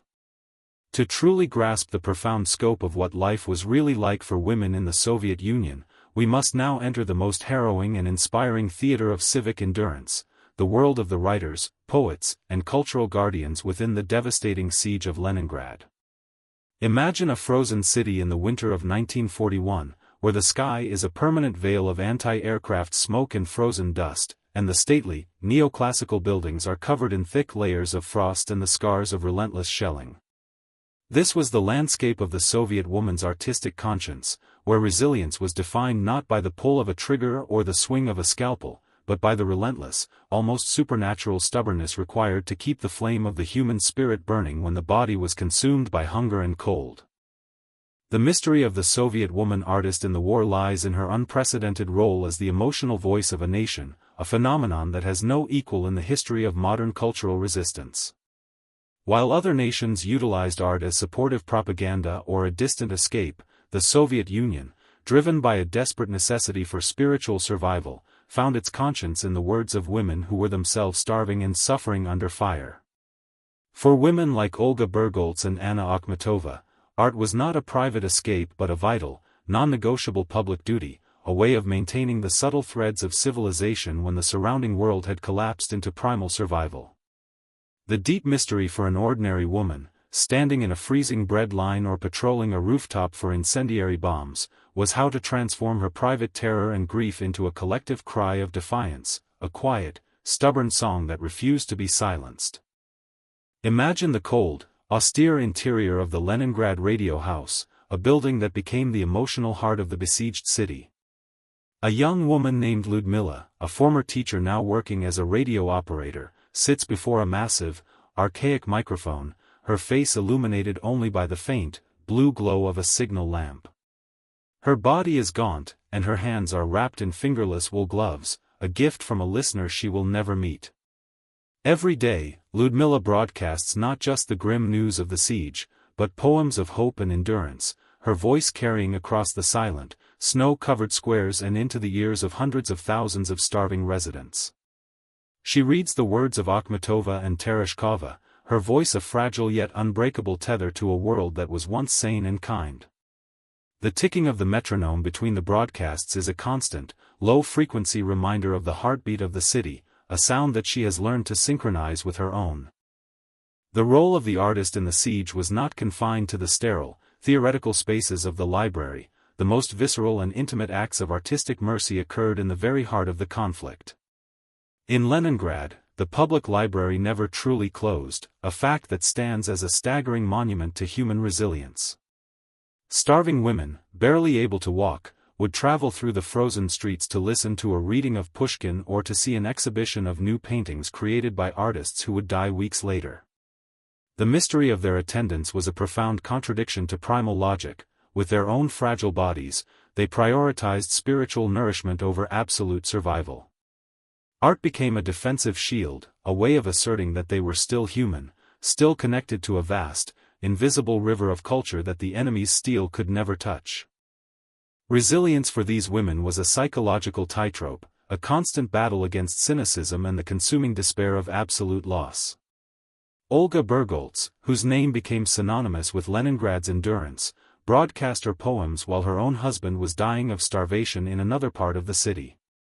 Her voice on the radio, calm and steady, was an alchemist of collective strength, transforming her private pain into a profound, shared fortitude. The mystery of her endurance was her ability to remain vulnerable in a world of absolute horror, to offer a word of comfort when her own spirit was crushed by the knowledge of imminent mortality. She learned to compartmentalize her own grief, tucking it away in the deepest, most silent corners of her heart so that she could offer a serene face and a confident voice to the millions who relied on her. Cultural guardianship also meant the preservation of the physical artifacts of memory. In the Hermitage, an army of women, including curators and ordinary citizens, worked with a tireless, almost spiritual dedication to dismantle, pack, and hide the museum's vast collection, preparing it for evacuation or protection within the deep cellars. They moved with a quiet, synchronized precision, wrapping ancient marble statues in burlap and sealing invaluable paintings in heavy wooden crates, their steps a rhythmic pulse in the echoing, unheated halls. This act was not a bureaucratic requirement, it was a profound assertion of faith in a future where these objects would once again be valued. They were preserving not just art, but the very possibility of a civilized identity for the generations yet unborn. As we drift toward the evening of this harrowing chapter, the sounds of the besieged city begin to recede, replaced by the soft, heavy stillness of the falling snow and the low, rhythmic thumping of the anti-aircraft guns. The lanterns in the radio house are finally dimmed, the library doors are closed, and the curators finally sit down on the crate of a packed masterpiece for a moment of exhausted silence. You can see the silhouettes of the women moving slowly through the frozen streets, their steps a steady, rhythmic pulse against the dark architecture. The war is a vast, indifferent machine, but tonight, it is momentarily held at bay, the artistic conscience of the city glowing faintly in the encompassing darkness, a symbol of a hope that refused to be extinguished. Listen to the rhythmic, low hum of the wind as it sweeps through the empty squares, carrying the echoes of 1,000 unspoken stories and the quiet cadence of a forbidden poem. Underneath the coldness of the night, there is a deep, foundational stillness, the silence of a land that is remembering. These women were not just artists, they were the guardians of the very essence of humanity, the ones who held the fragile threads of memory and connection together when everything else was pulling it apart. They enter their frozen apartments and their shared basements, the sound of their soft steps fading into the deeper, permanent quiet of the earth. The blue cloth lanterns are blown out, the pages of poetry are folded, and for a short, precious while, the violence of the world cannot reach their dreams. The struggle to preserve art and language in a time of total devastation is an exhausting task, and as the night deepens over the vast, scarred expanse of the USSR, the fountain pens are finally capped and the notebooks are closed. The medals for cultural defense are tucked away, and the letters of comfort are finished. The Soviet woman, with her spirit of poetry and her hands of steel, is finally allowing herself to rest. Imagine her lying in her narrow bunk, her mind finally free from the math of deficit and the fear of the dark, drifting into a world where the only sound is the rhythmic, peaceful falling of the snow. The empire is a silent, dark map under the moon, its cities and villages waiting for the dawn of a peace that was won, millimeter by saved soul, by the strength of its daughters. Deep breath in, the scent of old paper and carbolic acid, deep breath out, the soft, heavy weight of sleep. The journey through the world of the writers and the poets is over, and the sanctuary of a deep, dreamless slumber is calling to you. The sharp hiss of the radio static is blurring into the soft mist of dreams, and the demanding logic of the library is fading into the quiet rhythm of the night. You are safe, you are warm, and you are traveling to a place where no war has a map and no poem has an ending. The history of the artist is a story of courage, but tonight, that courage has softened into a gentle, comforting rest. The night is vast and kind, and it covers the poem and the protector in a blanket of silence that knows no shifts or deadlines. Let the profound calm of the winter night wash over you, bringing a stillness that reaches deep into your soul like the deep, silent cooling of the great winter plains. The echoes of the distant shelling and the low murmurs in the library have vanished, replaced by the rhythmic, peaceful flow of your own breath in the darkness. You are drifting now, away from the hunger and the carbolic acid, toward a place of pure, quiet rest. The world is still, the busts of Pushkin are hidden by the dark, and the heavy weight of the war has been lifted from your mind. Breathe in the stillness, breathe out the noise, and let yourself fall, deeper, and deeper, into the silent, comforting embrace of the past. Aftermath and legacy, the burden of memory. As the final, fading cadence of the radio poems and the hushed whispers of the library recede into the chilling, snow-covered mists of the Great Patriotic War, we must now transition from the visceral, immediate horrors of the battlefield to the complex, simmering landscape of memory. To truly comprehend the profound scope of what life was really like for women in the Soviet Union, we must enter the most enduring and delicate theater of all, the long, complicated aftermath of total victory and the silent burden of all that was lost. Imagine a sunny spring afternoon in Moscow in 1946, where the air holds the scent of damp pavement, fresh concrete, and blooming lilacs, a scent that was momentarily swallowed by the visceral odor of burnt wood and cheap tobacco only months before. The grand banners proclaim the glory of the revolution, but the faces of the people, especially the women, carry a story that no banner can articulate, a story of an unremitting strength that has now become a permanent fixture of their identity. The mystery of the post-war Soviet woman lies in the staggering paradox of her existence. She was simultaneously celebrated as a hero of the motherland and thrust back into the relentless drudgery of survival in a landscape of absolute devastation. While other nations experienced a period of reconstruction and domestic comfort, the Soviet Union, driven by a desperate necessity to rebuild its industrial core, placed the burden of this monumental task squarely on the shoulders of its daughters. In the fields, in the chemical plants, and in the newly rising housing blocks, it was women who did the heavy lifting, their physical labor powering the economic engines of the future.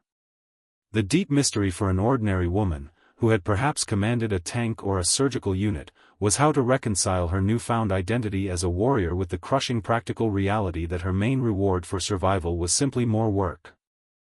Imagine the interior of a massive textile mill in Leningrad in 1948, a city still defined by its empty squares and its silent ghosts.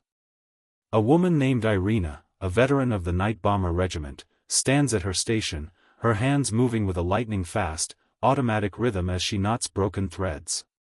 The noise of the machinery is absolute, but Irina has learned to block it out, just as she has blocked out the memory of her final mission and the face of the friend she left on the step. To Irina, the victory is not a distant, celebratory abstract, it is the concrete reality of the loom and the quota. There is a specific, quiet fury in her movements, a relentless focus that is both admirable and deeply troubling.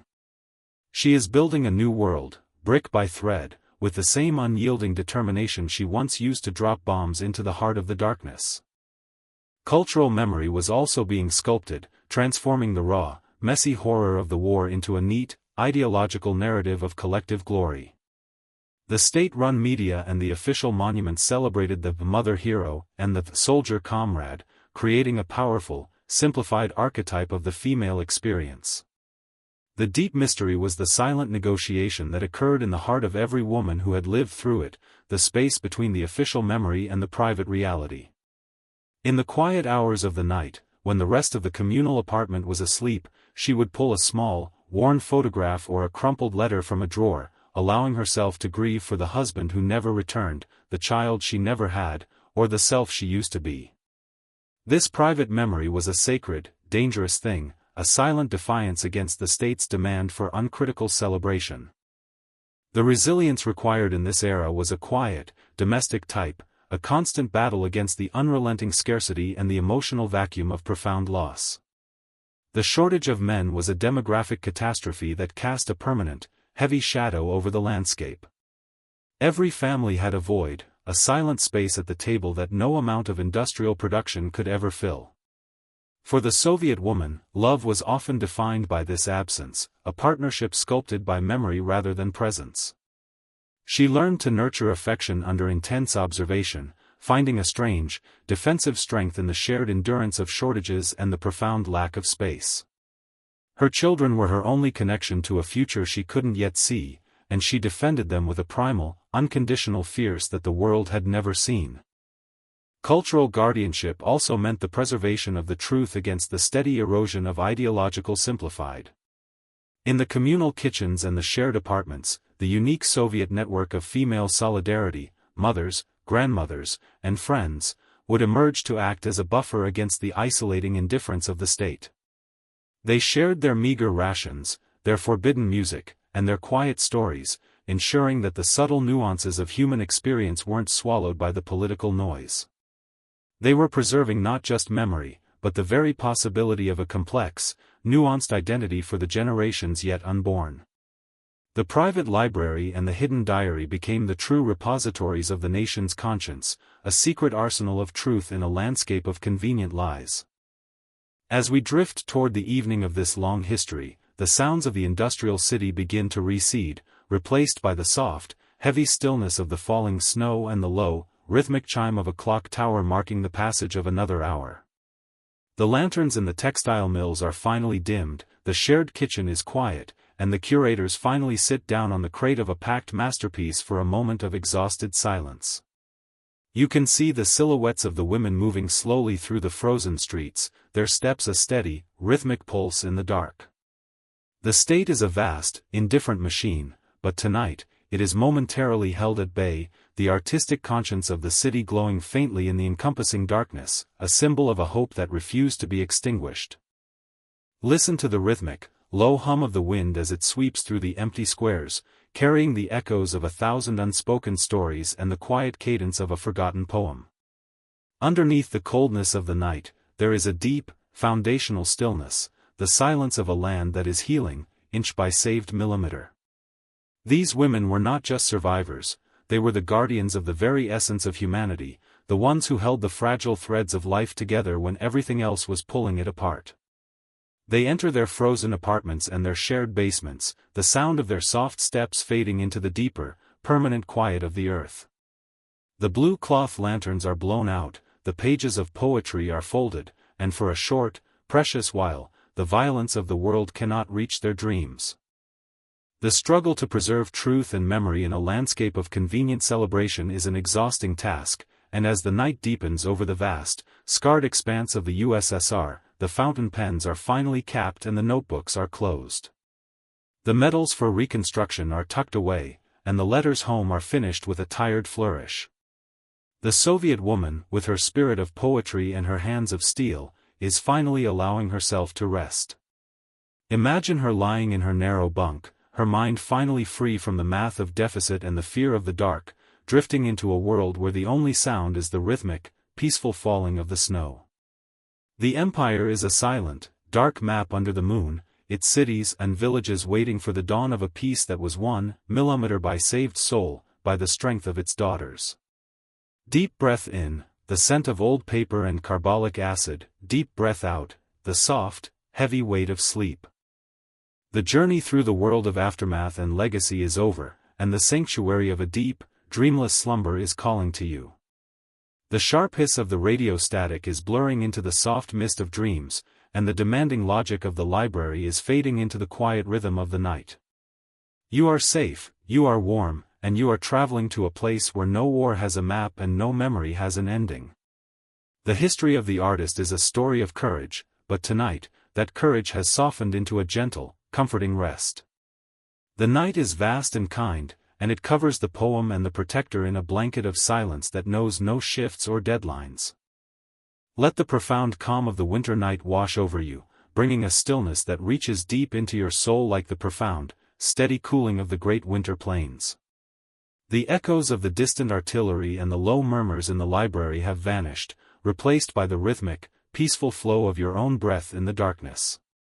You are drifting now, away from the hunger and the carbolic acid, toward a place of pure, quiet rest. The world is still, the busts of Pushkin are hidden by the dark, and the heavy weight of the war has been lifted from your mind. Breathe in the stillness, breathe out the noise, and let yourself fall, deeper, and deeper, into the silent, comforting embrace of the past.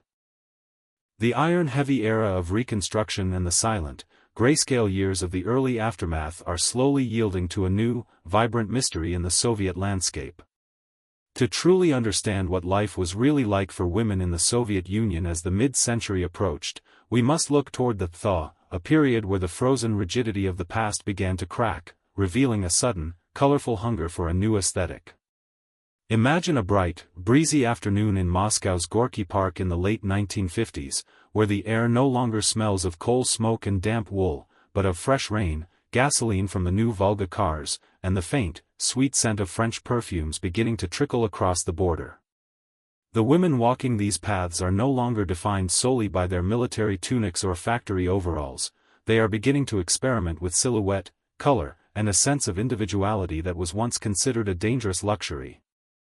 The mystery of this transition lies in the emergence of the pastilyaji, a subculture of youth who rejected the drab, collective uniform in favor of a loud, jazz-influenced style that felt like a splash of neon in a concrete world.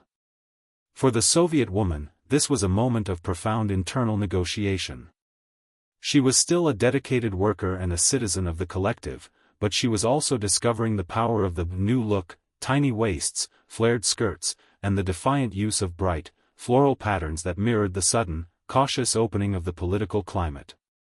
The state-run fashion houses, like the famous Dom Modi, found themselves in a strange, rhythmic dance with the public, trying to standardize beauty even as women were finding secret, creative ways to bypass the plan and create their own versions of elegance. Imagine the interior of a hidden, underground apartment where a group of women has gathered to listen to a rib record, music etched onto recycled X-ray films. A woman named Yelena sits on a velvet cushion, her eyes fixed on a smuggled copy of a French fashion magazine that has been passed through 10 different hands. She is not just looking at pictures, she is studying a new language of being. To Yelena, the thaw is not a political abstract, it is the possibility of wearing a skirt that moves with her, a pair of heels that click rhythmically on the pavement, and a shade of lipstick that doesn't just camouflage her fatigue but celebrates her existence. The mystery of her rebellion is its subtlety. It is found in the way she pins a silk flower to her lapel or the way she styles her hair in a soft, voluminous wave that defies the utilitarian braids of her mother's generation. As the industrial focus shifted slightly from heavy machinery to consumer goods, the mystery of the Soviet commodity began to shape the daily lives of women in new and complex ways. The state began to produce more than just tractors and steel beams, it started to manufacture refrigerators, televisions, and, most importantly, the first wave of modern household appliances. While these were meant to ease the double burden, they often created a new kind of domestic pressure, the pressure to maintain a modern, efficient socialist home that looked as perfect as the propaganda films. A woman now had to be a master of the machine at work and a master of the appliance at home, her life a continuous, rhythmic cycle of professional productivity and domestic perfection that left little room for true rest.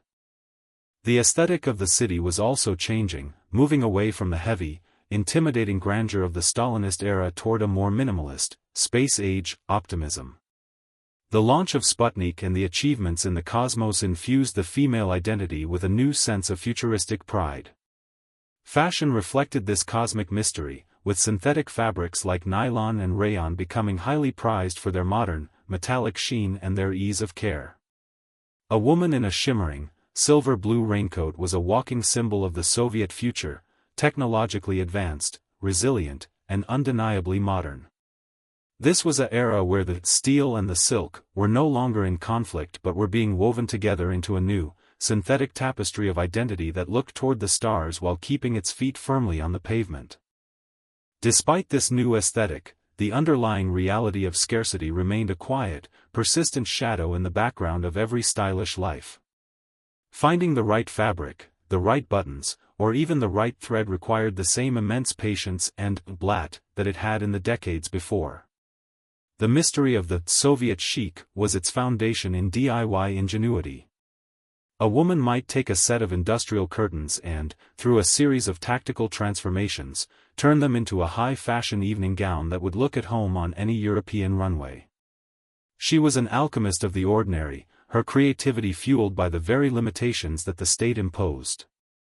Her identity was not something she bought in a store, it was something she built with her own two hands, stitch by rhythmic stitch, in the quiet hours of the night. Education and the workforce continued to expand into new, specialized fields, and the new woman of the 1960s was often a highly trained specialist in fields like cybernetics, linguistics, or nuclear physics. This intellectual growth brought a new, refined aesthetic, one that favored clean lines, glasses with thick, architectural frames, and a serious, focused demeanor that commanded respect in the laboratory and the boardroom. The mystery of this era was the emergence of the female intelligentsia as a powerful cultural force, a group of women who defined beauty through the lens of intellect and professional competence. They were the architects of the new Soviet dream, their minds as sharp and disciplined as the blueprints they created, their lives a testament to the belief that knowledge was the ultimate form of empowerment.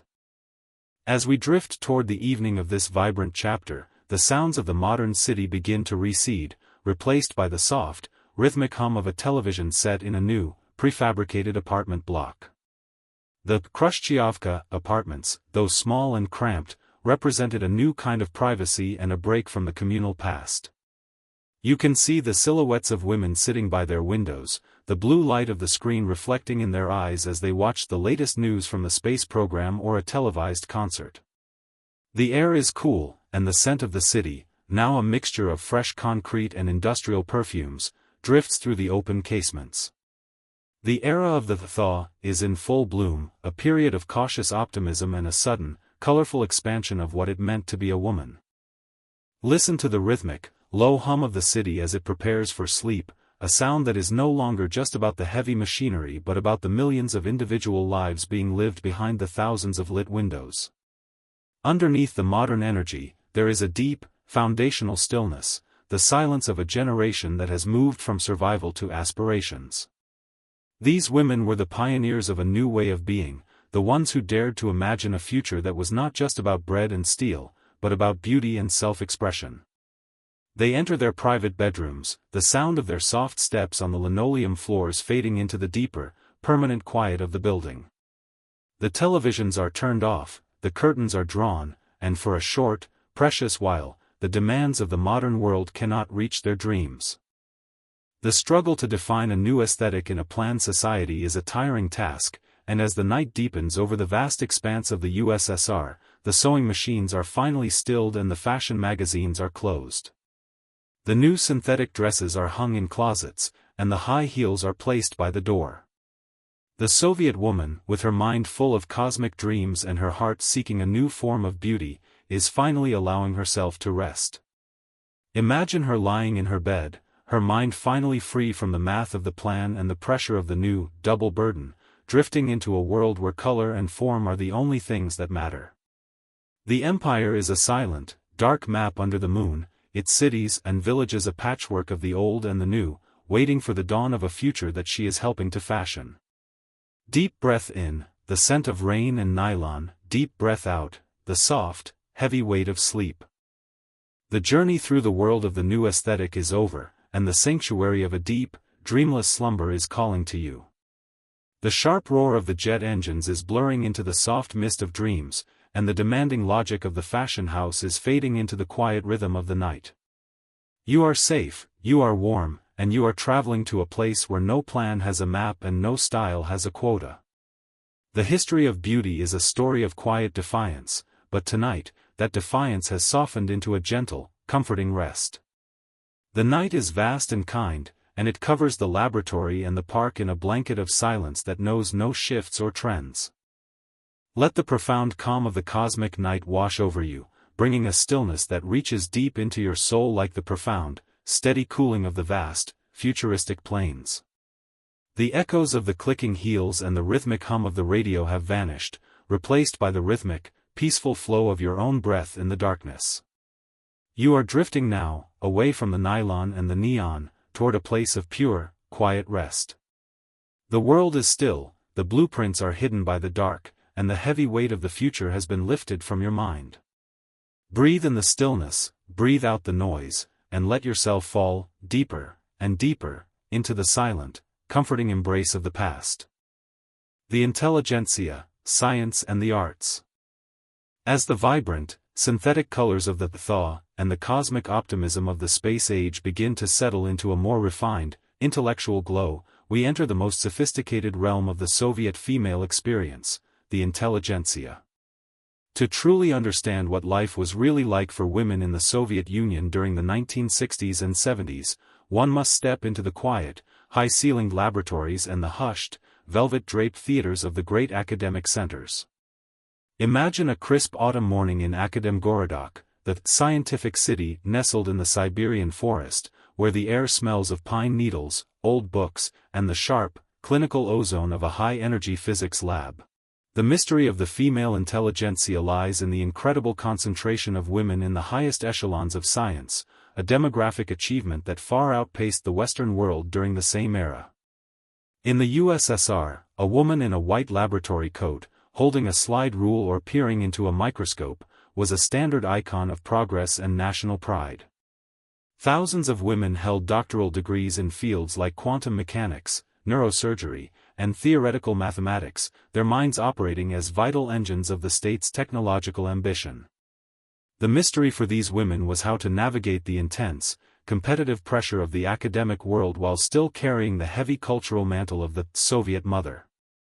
They were architects of the invisible, exploring the subatomic and the celestial, their lives a rhythmic dance between the cold logic of the experiment and the warm complexities of the human heart. Imagine the interior of a prestigious research institute in Novosibirsk, where the walls are lined with chalkboard equations that look like ancient, rhythmic incantations.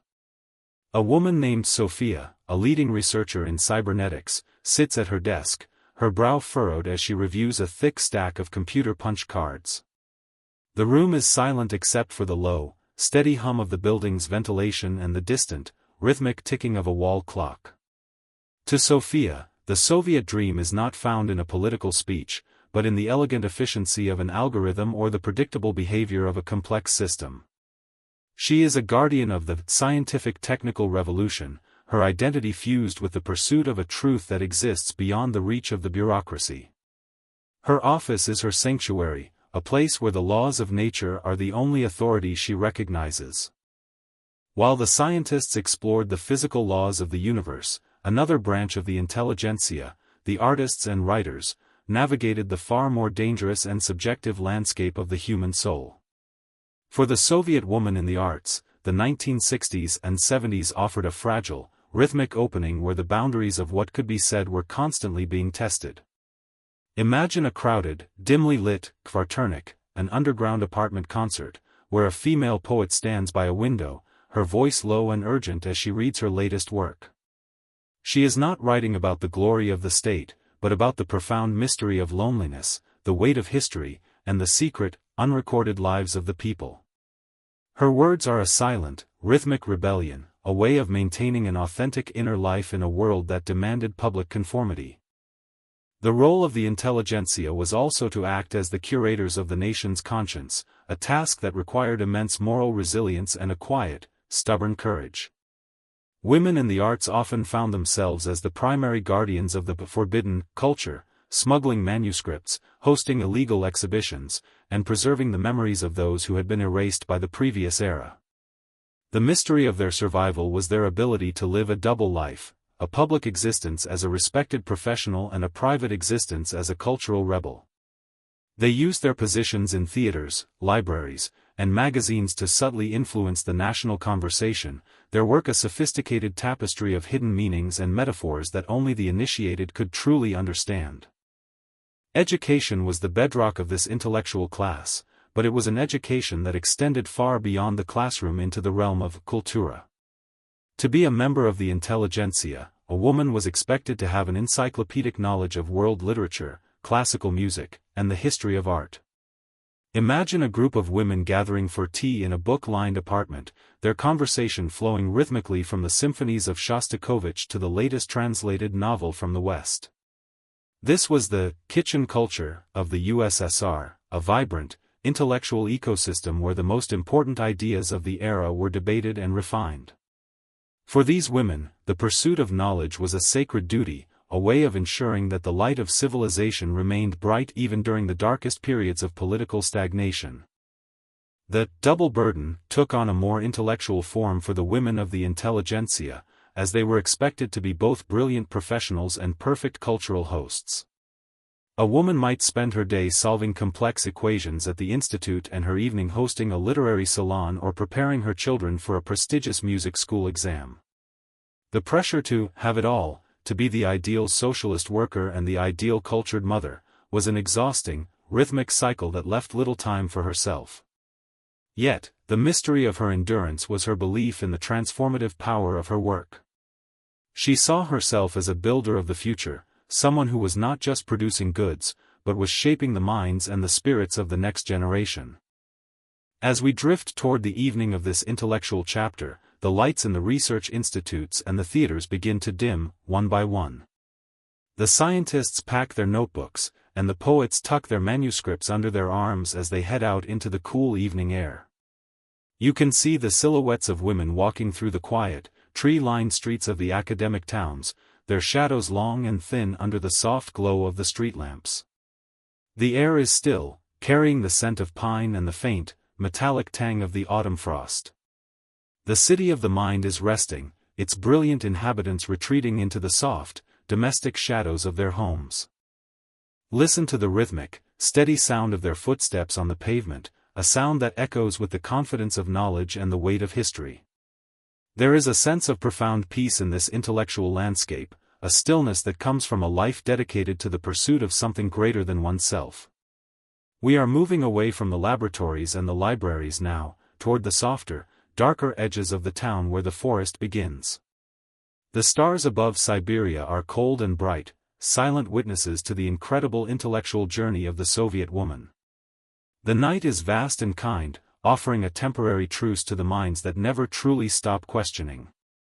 The pursuit of knowledge is a wearying task, and as the night deepens, the chalkboards are finally cleared and the microscopes are covered. The manuscripts are hidden, the tea sets are put away, and the complex debates of the day are left for the sanctuary of sleep. The Soviet woman, with her mind full of stars and her heart full of poetry, is finally allowing herself to rest. Imagine her lying in her bed, her mind finally free from the math of the universe and the demands of the state, drifting into a world where only the soft rhythm of a dream matters. The empire is a silent, dark map under the moon, its cities and villages quiet and still. Deep breath in, the scent of old paper and pine needles, deep breath out, the soft, heavy weight of sleep. The journey through the world of the intelligentsia is over, and the sanctuary of a deep, dreamless slumber is calling to you. The demanding logic of the laboratory is blurring into the soft mist of dreams, and the sharp verses of the poetry are fading into the quiet rhythm of the night. You are safe, you are warm, and you are traveling to a place where all questions find their answers in the silence. The history of the mind is a story of light, but tonight, that light has softened into a gentle, comforting rest. The night is vast and kind, covering the institutes and the theaters in a blanket of peace that knows no exams or censorship. Let the profound calm of the Siberian night wash over you, bringing a stillness that reaches deep into your soul like the deep, silent cooling of the forest. The echoes of the scratching pens and the low, intellectual murmurs have vanished, replaced by the rhythmic, peaceful flow of your own breath in the darkness. You are drifting now, away from the equations and the metaphors, toward a place of pure, quiet rest. The world is still, the books are closed, and the heavy weight of the intellect has been lifted. Breathe in the stillness, breathe out the noise, and let yourself fall, deeper, and deeper, into the silent, comforting embrace of the past. The athletes, glory and the grind. As the intellectual silence of the laboratories and the hushed atmosphere of the theaters fade into the rhythmic pulse of the past, we shift our focus to the physical manifestation of the Soviet dream, the world of the elite female athlete. To understand what life was really like for women in the Soviet Union during the 1970s and 80s, one must enter the sprawling, echo-filled gymnasiums and the massive, wind-swept stadiums of the state sports complexes. Imagine a cold, damp morning in a high-altitude training camp in the Caucasus Mountains, where the air is thin, sharp with the scent of pine, and filled with the rhythmic sound of heavy breathing and the rhythmic thumping of feet against the track. Here, the Soviet woman was a sculpted icon of national vitality, her body a high-performance machine designed to prove the superiority of the socialist system on the global stage. The mystery of the Soviet female athlete lies in the absolute, uncompromising discipline that governed every second of her existence from a very young age. In the USSR, sports were not a leisure activity, they were a state-mandated science, a rigorous path to international glory that offered a rare escape from the gray monotony of ordinary life. Thousands of young girls were funneled into specialized sports schools, where their potential was analyzed with the same clinical precision as a satellite trajectory. The mystery for a young gymnast or a middle-distance runner was how to maintain her individual spirit while becoming a literal tool of geopolitical soft power. She lived in a world of constant measurement, kilograms, seconds, heartbeats, her identity defined by the relentless pursuit of a gold medal that belonged more to the state than to herself. Imagine the interior of a massive gymnastics hall in Kiev, where the air is thick with the scent of chalk dust and old leather mats. A young woman named Ludmila, perhaps only 15 years old but with the poise of an ancient warrior, stands at the edge of the balance beam. The room is silent, save for the rhythmic creaking of the wooden floor and the distant, low hum of the ventilation system. To Ludmila, life is a series of perfectly executed rotations and gravity-defying leaps. Every muscle in her body is a testament to thousands of hours of grueling, repetitive labor.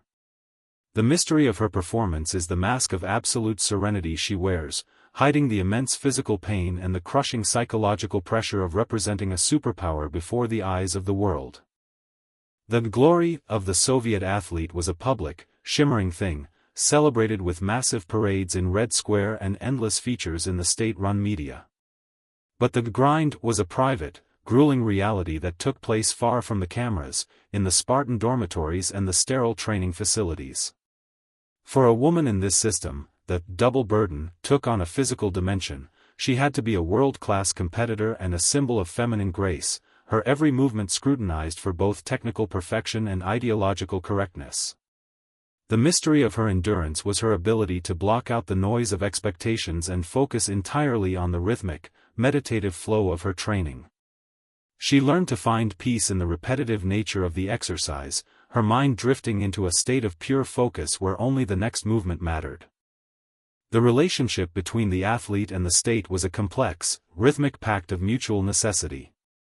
In exchange for her absolute dedication and her physical health, the state provided a level of privilege that was unimaginable to the ordinary citizen: better food, specialized medical care, and the rare, intoxicating opportunity to travel beyond the Iron Curtain. But this privilege came with a silent, heavy price: the constant surveillance of the security services and the knowledge that a single failure could lead to an immediate return to the gray world of the factory. The mystery of her motivation was a mixture of genuine patriotic pride and a desperate, underlying fear of losing the fragile sanctuary that her talent had built. As the mid-century transitioned into the later decades, the science of the Soviet athlete became even more sophisticated and, in some ways, more harrowing. The mystery of the Soviet lab involved advanced nutritional programs, psychological conditioning, and sometimes, the dark shadows of state-sponsored performance enhancement. The female body became a battleground for scientific experimentation, a place where the limits of human physiology were tested with a ruthless, industrial logic. A woman like Ludmila was not just an athlete, she was a biological pioneer, her life a rhythmic cycle of training, testing, and recovery that pushed her further and further away from the experiences of her peers in the communal apartments. Despite the intensity of the grind, there was a unique, profound sisterhood among the members of the national teams. Living together in isolated training camps, these women formed bonds that were as strong as those forged on the front lines of the war. They shared their secret exhaustion, their hidden injuries, and their quiet dreams of a life that wasn't measured in milliseconds. This collective resilience was their true shield against the crushing demands of the system. In the quiet hours of the night, when the coaches were asleep and the gymnasiums were dark, they found a different kind of strength in their shared silence, a way of asserting their humanity in a world that treated them like high-precision instruments. As we drift toward the evening of this physical chapter, the sounds of the training complexes begin to recede, replaced by the soft, heavy stillness of the night air. The gymnasiums are dark, the parallel bars standing like silent, wooden sentinels in the shadows. You can see the silhouettes of the athletes walking slowly toward their dormitories, their shadows long and thin under the yellow glow of the street lamps. Their bodies are tired, their muscles aching with the familiar, rhythmic throb of overexertion. The air is cool, carrying the scent of damp earth and the faint, metallic tang of the nearby stadium lights cooling down. The city of the champions is resting, its inhabitants retreating into the soft, domestic shadows of their dreams. Listen to the rhythmic, steady sound of their footsteps on the gravel paths, a sound that echoes with the discipline of 1,000 training sessions. There is a sense of profound, exhausted peace in this landscape, a stillness that comes from a body that has given everything it has to give. We are moving away from the tracks and the pools now, toward the softer, darker edges of the complex where the forest begins. The stars above the training camp are cold and distant, silent witnesses to the incredible physical journey of the Soviet woman. The night is vast and kind, offering a temporary truce to the bodies that never truly stop striving. The pursuit of glory is a wearying task, and as the night deepens, the chalk is put away and the stopwatches are stilled. The medals are polished, the uniforms are folded, and the intense pressure of the day is left for the sanctuary of sleep. The Soviet woman, with her body of iron and her heart full of silent aspirations, is finally allowing herself to rest. Imagine her lying in her narrow bed, her mind finally free from the math of the record and the demands of the coach, drifting into a world where only the soft rhythm of her own breathing matters. The empire is a silent, dark map under the moon, its cities and villages quiet and still. Deep breath in, the scent of old wood and liniment, deep breath out, the soft, heavy weight of sleep. The journey through the world of the athletes is over, and the sanctuary of a deep, dreamless slumber is calling to you.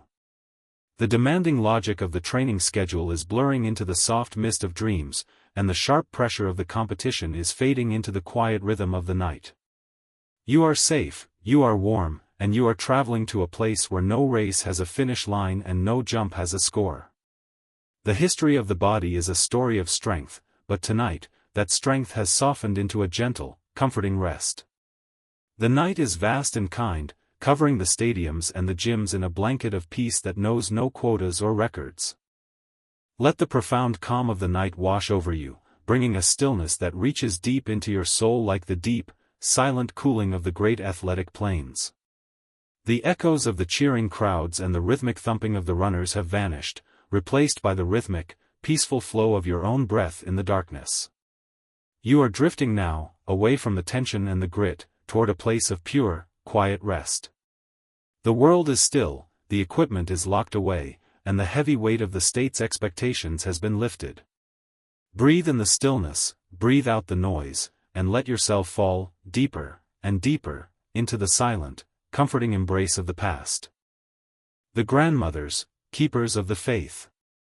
As the rhythmic thumping of the athletes' feet and the thunderous cheers of the massive stadiums fade into the soft, twilight shadows of history, we turn our gaze toward the most enduring and silent pillar of Soviet life, the babushka.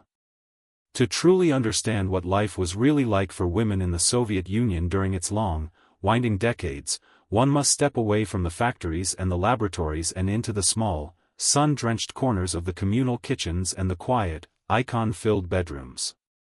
The grandmother, or babushka, was the invisible architect of the private soul, the one who held the fragile threads of tradition, faith, and family together when the winds of revolution and state-mandated atheism blew the harshest. Imagine a still, dusty afternoon in a small village outside of Smolensk, where the air smells of dried dill, wood smoke, and the faint, sweet scent of ancient incense. Here, time does not move with the 5-year plan, it moves with the slow, rhythmic rocking of a chair and the steady, patient heartbeat of a woman who has seen empires rise and fall. The mystery of the babushka lies in her role as the ultimate guardian of the unplanned life, a quiet force of nature that the state could never quite standardize or suppress. While the Soviet system focused on the new man and the scientific technical revolution, the grandmothers focused on the ancient alchemy of survival and the preservation of the sacred. In the USSR, where religion was officially discouraged and often persecuted, it was the grandmothers who kept the faith alive in secret, whispered prayers and hidden rituals. The mystery for a young child growing up in the 1970s was the sudden, rhythmic crossing of a grandmother's hand or the sight of a tiny, silver icon tucked behind a portrait of Lenin. She was the bridge between the old world and the new, a repository of stories, songs, and prayers that were never written in the textbooks but were etched into the very marrow of the family's identity. Imagine the interior of a crowded apartment in Moscow, where the walls are thin but the spirit of the babushka is thick and protective. A woman named Maria, her face a map of a century's worth of struggle and endurance, sits at a heavy wooden table, her hands moving with a slow, rhythmic grace as she kneads dough for pirozhki. The kitchen is her cathedral, a place where the mundane acts of cooking and cleaning are transformed into rituals of love and preservation. To the state, Maria is a retired worker, a line on a pension ledger, but to her grandchildren, she is the keeper of the mysteries. She is the one who remembers the names of ancestors lost in the wars, the one who knows which herbs can heal a fever, and the one who whispers the forbidden stories of the saints during the long, dark winter nights. The double burden of the younger generation was often lifted, even if only slightly, by the selfless, unrelenting labor of the grandmother. In a society where both parents worked long hours and childcare was often institutional and cold, the babushka was the emotional anchor for millions of children. She was the one who stood in the long, rhythmic lines for bread and milk so that her daughter could study or work. She was the one who sat in the freezing parks, her knitting needles clicking a steady, rhythmic song, while her grandchildren played in the snow. The mystery of her endurance was a profound, uncomplaining sacrifice, a belief that her labor was the price for a better, more stable future for the next generation. She was the silent engine of the domestic economy, her work unmeasured by any quota but felt in the warmth of every meal and the safety of every home. Faith in the Soviet Union was a rhythmic, underground river, and the grandmothers were its primary navigators. When the churches were closed or turned into museums of atheism, the babushkas turned their homes into secret sanctuaries. The mystery of the Krasny Ugal, or the beautiful corner, persisted in millions of Soviet homes, a space where the sacred and the secular existed in a quiet, tense balance. A grandmother might be the one to secretly arrange a baptism for a newborn or to ensure that the proper prayers were whispered over a cooling loaf of bread. This was a form of spiritual resistance that was both gentle and unbreakable, a way of maintaining a connection to a higher power in a world that recognized only the power of the state. Her faith was not a political statement, it was a rhythmic, necessary part of her breath, a comfort that she passed on through a touch or a whispered blessing. As the decades of stagnation set in, the babushka became the ultimate symbol of stability in an increasingly uncertain world. She was the one who remembered the true taste of the land, the one who kept the ancient folk songs alive, and the one who maintained the gardens that provided a vital supplement to the meager state rations. The mystery of the dacha, or the small garden plot, was often a story of grandmotherly grit, a woman bent over the soil in a rhythmic, ancient posture, coaxing life out of the earth with a stubbornness that defied the logic of the collective farm. She was the guardian of the soil and the soul, her life a testament to the belief that the most important things in life were those that grew slowly, quietly, and with a great deal of love. Despite her vital role, the babushka was often an overlooked figure in the grand narrative of Soviet progress, a woman whose contributions were taken for granted by both the state and her own family. The mystery of her inner life was a profound, silent landscape, a place where the grief of lost sons and the memories of vanished villages were kept under a veil of quiet resignation. She did not ask for recognition or medals, her reward was the sight of her grandchildren growing tall and strong, free from the hunger and the terror she had known. She was a master of the long view, her wisdom a rhythmic, steadying force that allowed the family to navigate the turbulent waters of Soviet history with a sense of continuity and grace. As we drift toward the evening of this final chapter, the sounds of the bustling city and the industrial roar begin to recede, replaced by the soft, heavy stillness of the night air in a quiet courtyard. The kitchens are cooling down, the smell of fresh bread lingering like a warm memory in the shadows. You can see the silhouettes of the grandmothers sitting on the wooden benches, their voices low and rhythmic as they share the news of the day with their neighbors. The air is cool, carrying the scent of damp earth and the faint, metallic tang of the evening dew. The city of the family is resting, its most precious guardians retreating into the soft, domestic shadows of their memories. Listen to the rhythmic, steady clicking of the knitting needles and the low, melodic murmur of a lullaby being sung in a darkened bedroom. There is a sense of profound, timeless peace in this domestic landscape, a stillness that comes from a life dedicated to the quiet preservation of others. We are moving away from the centers of power and the fields of glory now, toward the softer, darker corners of the home where the secrets are kept. The stars above the quiet villages are cold and bright, silent witnesses to the incredible, invisible journey of the Soviet grandmother. The night is vast and kind, offering a temporary truce to the hearts that never truly stop caring. The pursuit of preservation is a wearying task, and as the night deepens, the dough is set to rise and the prayer books are tucked under pillows. The knitting is put away, the icons are kissed, and the intense labor of the day is left for the sanctuary of sleep. The Soviet grandmother, with her hands of silver and her heart full of ancient faith, is finally allowing herself to rest. Imagine her lying in her bed, her mind finally free from the math of the deficit and the weight of the family's worries, drifting into a world where only the soft rhythm of a prayer matters. The empire is a silent, dark map under the moon, its cities and villages quiet and still. Deep breath in, the scent of dried dill and incense, deep breath out, the soft, heavy weight of sleep. The journey through the world of the grandmothers is over, and the sanctuary of a deep, dreamless slumber is calling to you. The demanding logic of the state is blurring into the soft mist of dreams, and the sharp pressure of the modern world is fading into the quiet rhythm of the night. You are safe, you are warm, and you are traveling to a place where no history has a master and no soul has a quota. The history of the heart is a story of endurance, but tonight, that endurance has softened into a gentle, comforting rest. The night is vast and kind, covering the kitchens and the altars in a blanket of peace that knows no shifts or plans. Let the profound calm of the night wash over you, bringing a stillness that reaches deep into your soul like the deep, silent cooling of the great, ancestral plains. The echoes of the whispered prayers and the rhythmic clicking of the needles have vanished, replaced by the rhythmic, peaceful flow of your own breath in the darkness. You are drifting now, away from the scarcity and the secrets, toward a place of pure, quiet rest. The world is still, the icons are hidden by the dark, and the heavy weight of the world's expectations has been lifted. Breathe in the stillness, breathe out the noise, and let yourself fall, deeper, and deeper, into the silent, comforting embrace of the past. The tapestry of the Soviet soul.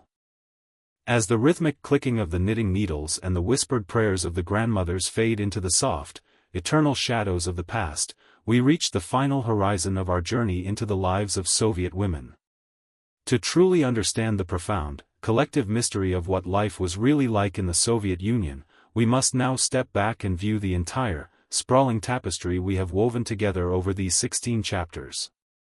Imagine a vast, silent gallery where the portraits of the fashion-conscious student, the iron-willed factory worker, the lethal sniper, the brilliant scientist, and the patient grandmother all hang side by side. The air is still, carrying the faint, combined scents of linden trees, industrial grease, carbolic acid, and ancient incense. This is the conclusion of our exploration, a moment to reflect on a resilience that was not just a reaction to hardship, but a fundamental, rhythmic way of being that defined a century. The mystery of the Soviet soul lies in its ability to contain absolute contradictions without shattering, a strength that was forged in the relentless pressure of a revolutionary experiment. Throughout this series, we have seen women navigating a world that demanded their total devotion to the state while simultaneously requiring them to be the sole anchors of the private home. This double burden was not just a logistical challenge, it was a psychological forge that produced a unique form of character, a woman who was both a soldier of labor and a guardian of the heart. The mystery of her identity was her fluidity, her ability to move rhythmically between the cold, demanding logic of the 5-year plan and the warm, complex nuances of human connection, never losing her essence in the gray machinery of the system. Imagine the long, rhythmic sweep of Soviet history as a river that flows through diverse and often treacherous landscapes. In the early years, the water was turbulent with the fire of revolution and the promise of a total, intellectual awakening for every girl from the Baltic to the Pacific. Then came the dark, narrow canyons of the industrial push and the absolute, terrifying shadows of the Great Patriotic War, where the river turned to ice and then to blood. Yet, even in the deepest freeze, the current never stopped. It moved beneath the surface, sustained by the quiet, stubborn resilience of women who refused to let the light of civilization go out. The mystery of this endurance is the true legacy of the Soviet woman, a belief that survival is a collective act of will, a rhythmic persistence that outlasts even the most powerful ideologies. We have walked through the sterile, blue-lit hallways of the medical tents and the crowded, noisy floors of the textile mills, witnessing a level of physical and mental labor that would break a lesser spirit. We have seen the shock workers and the heroes of socialist labor, women whose calloused hands built the very infrastructure of a superpower. But the deeper mystery was found in the quiet moments between the shifts, the secret poems shared in the communal kitchens, the forbidden jazz records played in hidden apartments, and the silent, defiant act of wearing a silk flower on a drab wool coat. These were the small, rhythmic rebellions of the soul, the ways in which the Soviet woman maintained her individuality in a world that recognized only the collective. The intellectual and cultural landscape we explored revealed a woman of profound depth and sophisticated curiosity. Whether she was a nuclear physicist in a Siberian, scientific city or a librarian in a besieged metropolis, her commitment to kultura was a sacred, rhythmic duty. She understood that knowledge was the ultimate form of empowerment, a sanctuary that the state could monitor but never truly conquer. The mystery of the Soviet intelligentsia was its ability to maintain a high, moral standard of truth and beauty even when the official narrative was one of simplified propaganda. This intellectual resilience ensured that the complex, nuanced identity of the nation survived through the decades of stagnation and change. As we reached the later years, we saw the emergence of a new aesthetic and a new, cautious optimism that looked toward the stars. The female athlete, the cosmic pioneer, and the modern specialist represented a future that was both technologically advanced and deeply human. The mystery of this era was the subtle shift from survival to aspirations, a time when the steel and the silk were woven into a more colorful, synthetic tapestry of identity. Yet, the foundation remained the same, a quiet, uncomplaining strength and a profound sense of responsibility toward the next generation. The Soviet woman remained the engine of progress, her life a rhythmic cycle of professional achievement and domestic devotion that shaped the very fiber of the modern world. In the end, it was the Babushka, the grandmother, who acted as the final, unbreakable thread in the tapestry, connecting the revolutionary past to the uncertain future. Her silent, patient faith and her selfless, unrelenting labor provided the emotional stability that allowed the family to endure the unendurable. The mystery of the grandmother was her timelessness, her ability to exist outside the 5-year plans and the political decrees, focusing entirely on the ancient, rhythmic cycles of life, death, and rebirth. She was the keeper of the secrets and the preserver of the sacred, her presence a steadying force in a landscape of constant, jarring transformation. As we drift toward the final evening of this long, historical journey, the sounds of the factories, the gymnasiums, and the laboratories all begin to recede into a single, peaceful hum. The massive empire is settling into its final, quiet rest, the lights in the windows flickering out one by one across the vast, dark map of Eurasia. You can see the silhouettes of millions of women, past, present, and future, merging into a single, powerful shadow under the moonlight. The air is cool, carrying the scent of all the landscapes we have visited, the linden trees of Moscow, the pine needles of Siberia, and the salt spray of the Baltic. The journey is complete, leaving behind a profound sense of awe for the strength of the human spirit. Listen now, to the deep, foundational silence that covers the ruins and the monuments, the fields and the cities. Underneath this stillness, there is a rhythmic, peaceful flow of breath, the collective breath of a nation that has endured, resisted, and survived. These women were the true architects of the Soviet experience, the ones who held the world together with their hands of steel and their hearts of silk. They enter the eternal shadows of history, the sound of their soft steps fading into the deeper, permanent quiet of the earth. The lanterns are extinguished, the records are closed, and for a short, precious while, the noise of the world is replaced by the sanctuary of a deep, dreamless slumber. The exploration of what life was really like for women in the Soviet Union is over, and the sanctuary of a final, comforting sleep is calling to you. The demanding logic of the history books is blurring into the soft mist of dreams, and the sharp pressures of the modern world are fading into the quiet rhythm of the night. You are safe, you are warm, and you are traveling to a place where all stories end in peace and all struggles find their rest. The history of the woman is a story of life itself, but tonight, that life has softened into a gentle, eternal glow. The night is vast and kind, and it covers the worker and the dreamer in a blanket of silence that knows no quotas or plans. Let the profound, absolute calm of the historical night wash over you, bringing a stillness that reaches deep into your soul like the profound, steady cooling of the great, ancient plains. The echoes of the cheering crowds, the roaring engines, and the scratching pens have all vanished, replaced by the rhythmic, peaceful flow of your own breath in the darkness. You are drifting now, away from the struggle and the glory, toward a place of pure, quiet rest. The world is still, the maps are folded, and the heavy weight of the past has been lifted from your mind. Breathe in the stillness, breathe out the noise, and let yourself fall, deeper, and deeper, into the silent, comforting embrace of the past.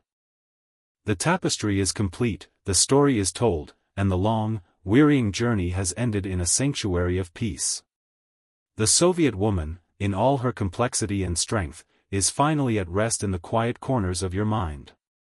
Close your eyes, let the soft, rhythmic darkness take you, and sleep, sleep, in the deep, silent knowledge that the spirit of endurance is eternal.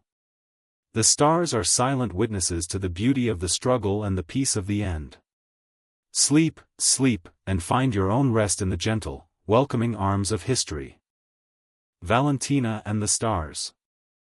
As the rhythmic hum of the industrial factories and the quiet prayers of the grandmothers fade into the vast, indigo silence of the mid-century, we must look upward to the most ambitious mystery of the Soviet era, the conquest of the cosmos.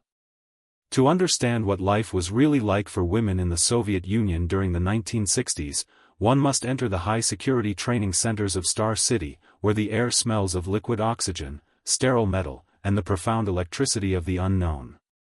Imagine a cold, brilliant morning in June 1963, where the Kazakh steppe stretches out like a golden ocean under a sun that feels closer than ever before. This was the era of the cosmic woman, a time when the Soviet female identity was launched beyond the gravitational pull of the Earth, proving to the world that the daughters of the revolution were capable of navigating the stars themselves. The mystery of Valentina Tereshkova, the first woman in space, lies in her transition from a humble textile worker to a global icon of scientific progress. In the USSR, the space race was not just a technical challenge, it was a rhythmic, ideological battle to prove that the socialist system could unlock the potential of every citizen, regardless of gender. Valentina was chosen not just for her physical resilience and her skill as a parachutist, but for what she represented, the ultimate synthesis of the steel and the silk. As she sat atop the massive Vostok 6 rocket, the rhythmic ticking of the countdown was the heartbeat of a nation that had moved from the horse-drawn plow to the rocket engine in a single generation. The mystery for the millions of women watching from their communal apartments was the realization that the sky was no longer a limit, but a new frontier for their own aspirations. Imagine the interior of the Vostok capsule, a cramped, metallic sphere filled with the rhythmic glow of toggle switches and the steady, low-frequency hum of life support systems. To Valentina, the Earth was no longer a vast, fragmented landscape of borders and battlefields, it was a fragile, luminous marble floating in an ocean of absolute darkness. During her 48 orbits, she experienced a silence that no human had ever known, a stillness so profound it made the rhythmic thumping of her own heart sound like a drum. The mystery of her journey was the absolute isolation, a psychological tightrope where she had to maintain her focus and her technical precision while being the only female voice in the cold, silent vacuum of space. She was a pioneer of the new science, her body a laboratory for understanding how the human spirit reacts to the weightlessness of the infinite. While Valentina occupied the headlines, the mystery of the space race was equally sustained by an army of female scientists, engineers, and mathematicians who remained on the ground. In the control centers and the design bureaus, women in white coats worked with a quiet, rhythmic intensity, calculating orbital trajectories with slide rules and managing the complex telemetries of the missions. These were the hidden figures of the Soviet cosmos, women whose intellectual labor ensured that the rocket stayed on course and the life support remained steady. To these scientists, the space race was a rhythmic cycle of data points and experiments, a high-stakes game of physics where a single decimal error could mean the difference between glory and catastrophe. Their identity was fused with the machines they built, their minds as sharp and disciplined as the vacuum of space itself. Resilience in the space age took on a futuristic, almost clinical form, as these women were subjected to grueling physical and psychological tests that pushed the boundaries of human endurance. The training involved high-G centrifuges, isolation chambers, and rigorous survival drills in the most extreme environments on Earth. The mystery of their success was their ability to internalize this pressure, turning the stress into a rhythmic, productive energy. They were not just training for a mission, they were training to be symbols of a new era, where the double burden now included the responsibility of representing the scientific superiority of their motherland. For every hour spent in the centrifuge, there were hours spent in the library, as the Soviet woman was expected to be as intellectually brilliant as she was physically capable.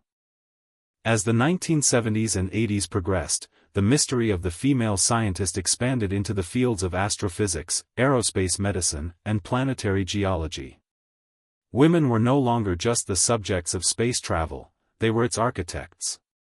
Imagine a woman named Elena, a high-ranking engineer at the Baikonur Cosmodrome, walking through the massive assembly halls where the Soyuz rockets are prepared. The air is thick with the scent of specialized lubricants and the rhythmic sound of pneumatic tools. To Elena, the cosmos is a workplace, a place of demanding logic and relentless schedules. She represents the second generation of the space race, women who grew up in the shadow of Valentina's flight and turned that inspiration into a lifelong, professional commitment to the stars. The aesthetic of the space age also transformed the domestic sphere, as cosmic optimism filtered down into the design of furniture, architecture, and even kitchen appliances. The mystery of the Soviet space age was found in the sleek, minimalist lines of a new vacuum cleaner or the futuristic, circular design of a television set. The Soviet woman lived in a world that was constantly signaling a high-tech future, even as she still dealt with the rhythmic frustrations of shortages and bureaucracy. This duality, living between a cramped apartment and a dream of the stars, was a unique feature of the era. She was a citizen of the Earth who was mentally prepared for the moon, her life a bridge between the gritty reality of the present and the shimmering possibilities of the technological future. As we drift toward the evening of this celestial chapter, the sounds of the launch pads and the rhythmic static of the tracking stations begin to recede, replaced by the soft, heavy stillness of the night air over the Kazakh steppe. The massive rockets stand like silent, metallic sentinels under the moonlight, their cooling engines making a series of faint, rhythmic pings. You can see the silhouettes of the technicians and scientists walking slowly toward their quarters, their shadows long and thin across the desert floor. The air is cool, carrying the scent of dry sage and the faint, ozone tang of a world that has been touched by the vacuum of space. The city of the stars is resting, its inhabitants retreating into the soft, domestic shadows of their dreams. Listen to the rhythmic, low hum of the wind as it sweeps through the radio dishes, carrying the echoes of 1,000 signals from the deep. Underneath the coldness of the night, there is a deep, foundational stillness, the silence of a world that is looking upward. These women were the guardians of the future, the ones who translated the mysteries of the universe into the language of human progress. They enter their barracks and their homes, the sound of their soft steps fading into the deeper, permanent quiet of the earth. The signal lights are dimmed, the telemetry charts are folded, and for a short, precious while, the vastness of the cosmos cannot reach their rest. The pursuit of the stars is a wearying task, and as the night deepens, the calculations are stilled and the telescopes are covered. The flight suits are hung, the metals are polished, and the intense pressure of the frontier is left for the sanctuary of sleep. The Soviet woman, with her mind full of orbital paths and her heart full of cosmic wonder, is finally allowing herself to rest. Imagine her lying in her narrow bed, her mind finally free from the math of gravity and the fear of the void, drifting into a world where only the soft rhythm of a falling star matters. The empire is a silent, dark map under the moon, its cities and villages quiet and still. Deep breath in, the scent of ozone and metal, deep breath out, the soft, heavy weight of sleep. The journey through the world of the space race is over, and the sanctuary of a deep, dreamless slumber is calling to you. The demanding logic of the flight plan is blurring into the soft mist of dreams, and the sharp pressure of the countdown is fading into the quiet rhythm of the night. You are safe, you are warm, and you are traveling to a place where no galaxy has a border and no vacuum has a sound. The history of the stars is a story of courage, but tonight, that courage has softened into a gentle, comforting rest. The night is vast and kind, covering the launch pads and the labs in a blanket of peace that knows no orbits or quotas. Let the profound calm of the Kazakh night wash over you, bringing a stillness that reaches deep into your soul like the deep, silent cooling of the great, galactic plains. The echoes of the static and the rhythmic thumping of the generators have vanished, replaced by the rhythmic, peaceful flow of your own breath in the darkness. You are drifting now, away from the metal and the fire, toward a place of pure, quiet rest. The world is still, the rockets are hidden by the dark, and the heavy weight of the heavens has been lifted from your mind. Breathe in the stillness, breathe out the noise, and let yourself fall, deeper, and deeper, into the silent, comforting embrace of the past. Women of the Soviet cinema. As the cosmic echoes of the space race and the shimmering trails of the Vostok rockets fade into the vast, indigo silence of the upper atmosphere, we descend back to the flickering, amber-lit world of the silver screen. To truly understand what life was really like for women in the Soviet Union during the golden era of cinema, one must step out of the harsh sunlight of the Kazakh steppe and into the cool, velvet-draped darkness of the great movie palaces. Imagine a rainy evening in Moscow in 1967, where the air smells of wet asphalt, heavy wool coats, and the faint, sweet aroma of popcorn, a rare treat that was just beginning to appear in the grand foyers. The movie theater was more than just a place of entertainment, it was a communal sanctuary, a rhythmic escape where the dreams of the nation were projected in high contrast against the stark reality of the daily grind. The mystery of Soviet cinema lies in its unique, profound focus on the internal lives of women, a thematic depth that often surpassed the commercial output of the West. While Hollywood was frequently preoccupied with archetypal glamour, the Soviet movie niche was deeply invested in the new woman, a complex figure who balanced revolutionary duty with the quiet, persistent mysteries of the human heart.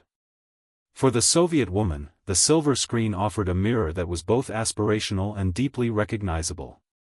The mystery of her fascination was the sight of actresses like Lyubov Orlova or Tatiana Samoilova, women who embodied a fierce independence and a soulful vulnerability that spoke to the collective experience of a generation that had survived the fire and was now navigating the quiet waters of the thaw.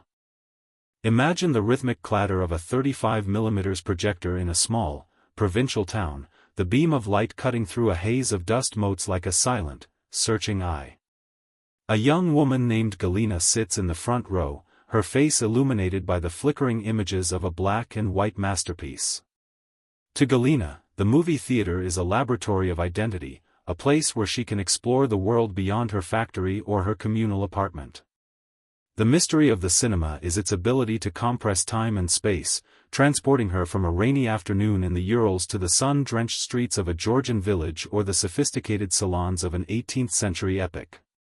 The rhythmic whirring of the film reel is a meditative pulse, a sound that she has learned to associate with the infinite possibilities of the imagination. Behind the shimmering images of the stars lay the invisible, industrial mystery of the film studio, a high-tech world of lenses, lighting rigs, and editing tables where women were the primary architects of the cinematic experience. In the vast complexes of Mosfilm and Lenfilm, the technical side of the movie niche was heavily feminized, with women dominating the roles of editors, script supervisors, and costume designers. Imagine a woman named Elena, an editor with decades of experience, sitting in a dimly lit cutting room surrounded by towers of silver film canisters. Her hands move with a quick, rhythmic certainty as she splices celluloid, her eyes fixed on the small, flickering screen of the moviola. To Elena, a movie is not a finished product, it is a complex, technical puzzle of pacing, rhythm, and visual logic that she must solve frame by frame. The process of film editing was a unique form of industrial resilience, a demanding task that required absolute focus and a deep understanding of the language of light.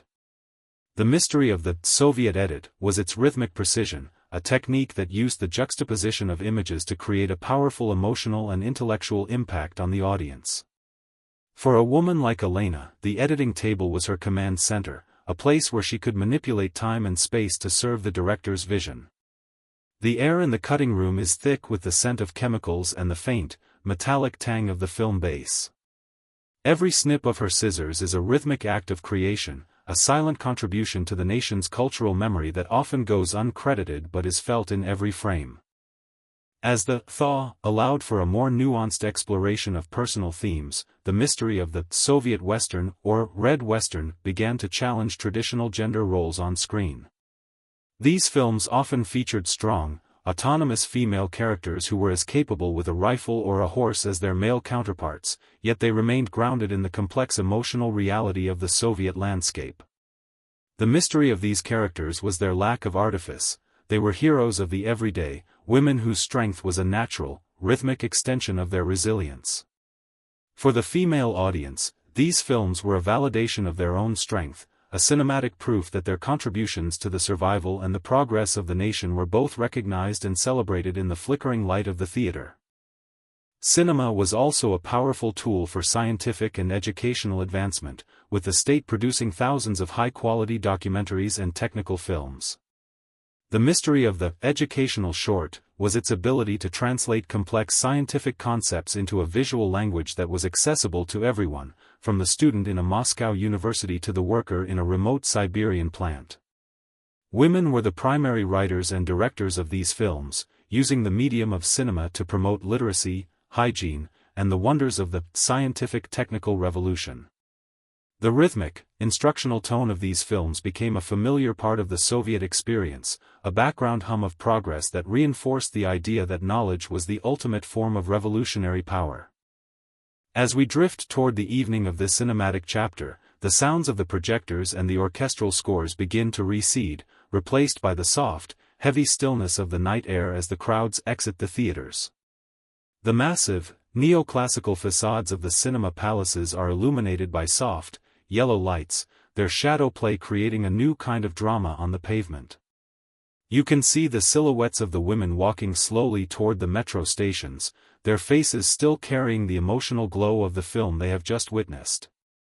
The air is cool, carrying the scent of rain and the faint, metallic tang of the city's machinery winding down for the night. The world of the silver screen is resting, its flickering dreams tucked away in silver canisters until the next showing. Listen to the rhythmic, low hum of the city as it prepares for sleep, a sound that is no longer just about the heavy industry but about the shared, cultural pulse of millions of individual lives. Underneath the modern energy, there is a deep, foundational stillness, the silence of a world that has been moved by the power of a story. These women were the guardians of the cinematic spirit, the ones who translated the complexities of the human soul into the language of the silver screen. They enter their apartments and their shared rooms, the sound of their soft steps on the stairs fading into the deeper, permanent quiet of the building. The theater lights are dimmed, the velvet curtains are drawn, and for a short, precious while, the drama of the world cannot reach their rest. The pursuit of cinematic truth is a wearying task, and as the night deepens, the editing tables are cleared and the scripts are closed. The film reels are stored, the projectors are stilled, and the intense pressure of the production is left for the sanctuary of sleep. The Soviet woman, with her mind full of visual rhythms and her heart full of cinematic dreams, is finally allowing herself to rest. Imagine her lying in her bed, her mind finally free from the math of the edit and the fear of the critic, drifting into a world where only the soft rhythm of a slow-motion memory matters. The empire is a silent, dark map under the moon, its cities and villages a patchwork of the real and the imagined, waiting for the dawn of a future that she is helping to project. Deep breath in, the scent of celluloid and rain, deep breath out, the soft, heavy weight of sleep. The journey through the world of the silver screen is over, and the sanctuary of a deep, dreamless slumber is calling to you. The demanding logic of the storyboard is blurring into the soft mist of dreams, and the sharp glare of the studio lights is fading into the quiet rhythm of the night.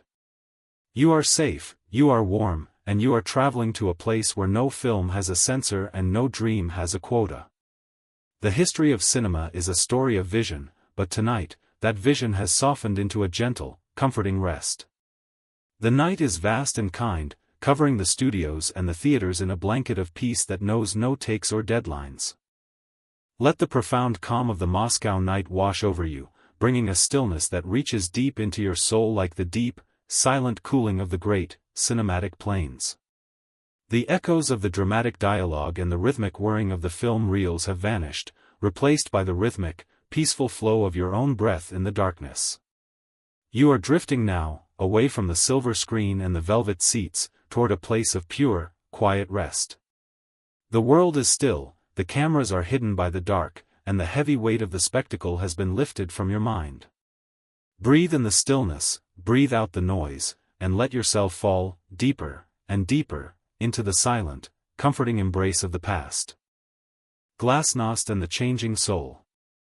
As the flickering dreams of the silver screen and the grand orchestral scores of the movie palaces fade into the somber, gray mists of the late 1980s, we enter the most turbulent and final chapter of the Soviet female experience, the era of the slow collapse.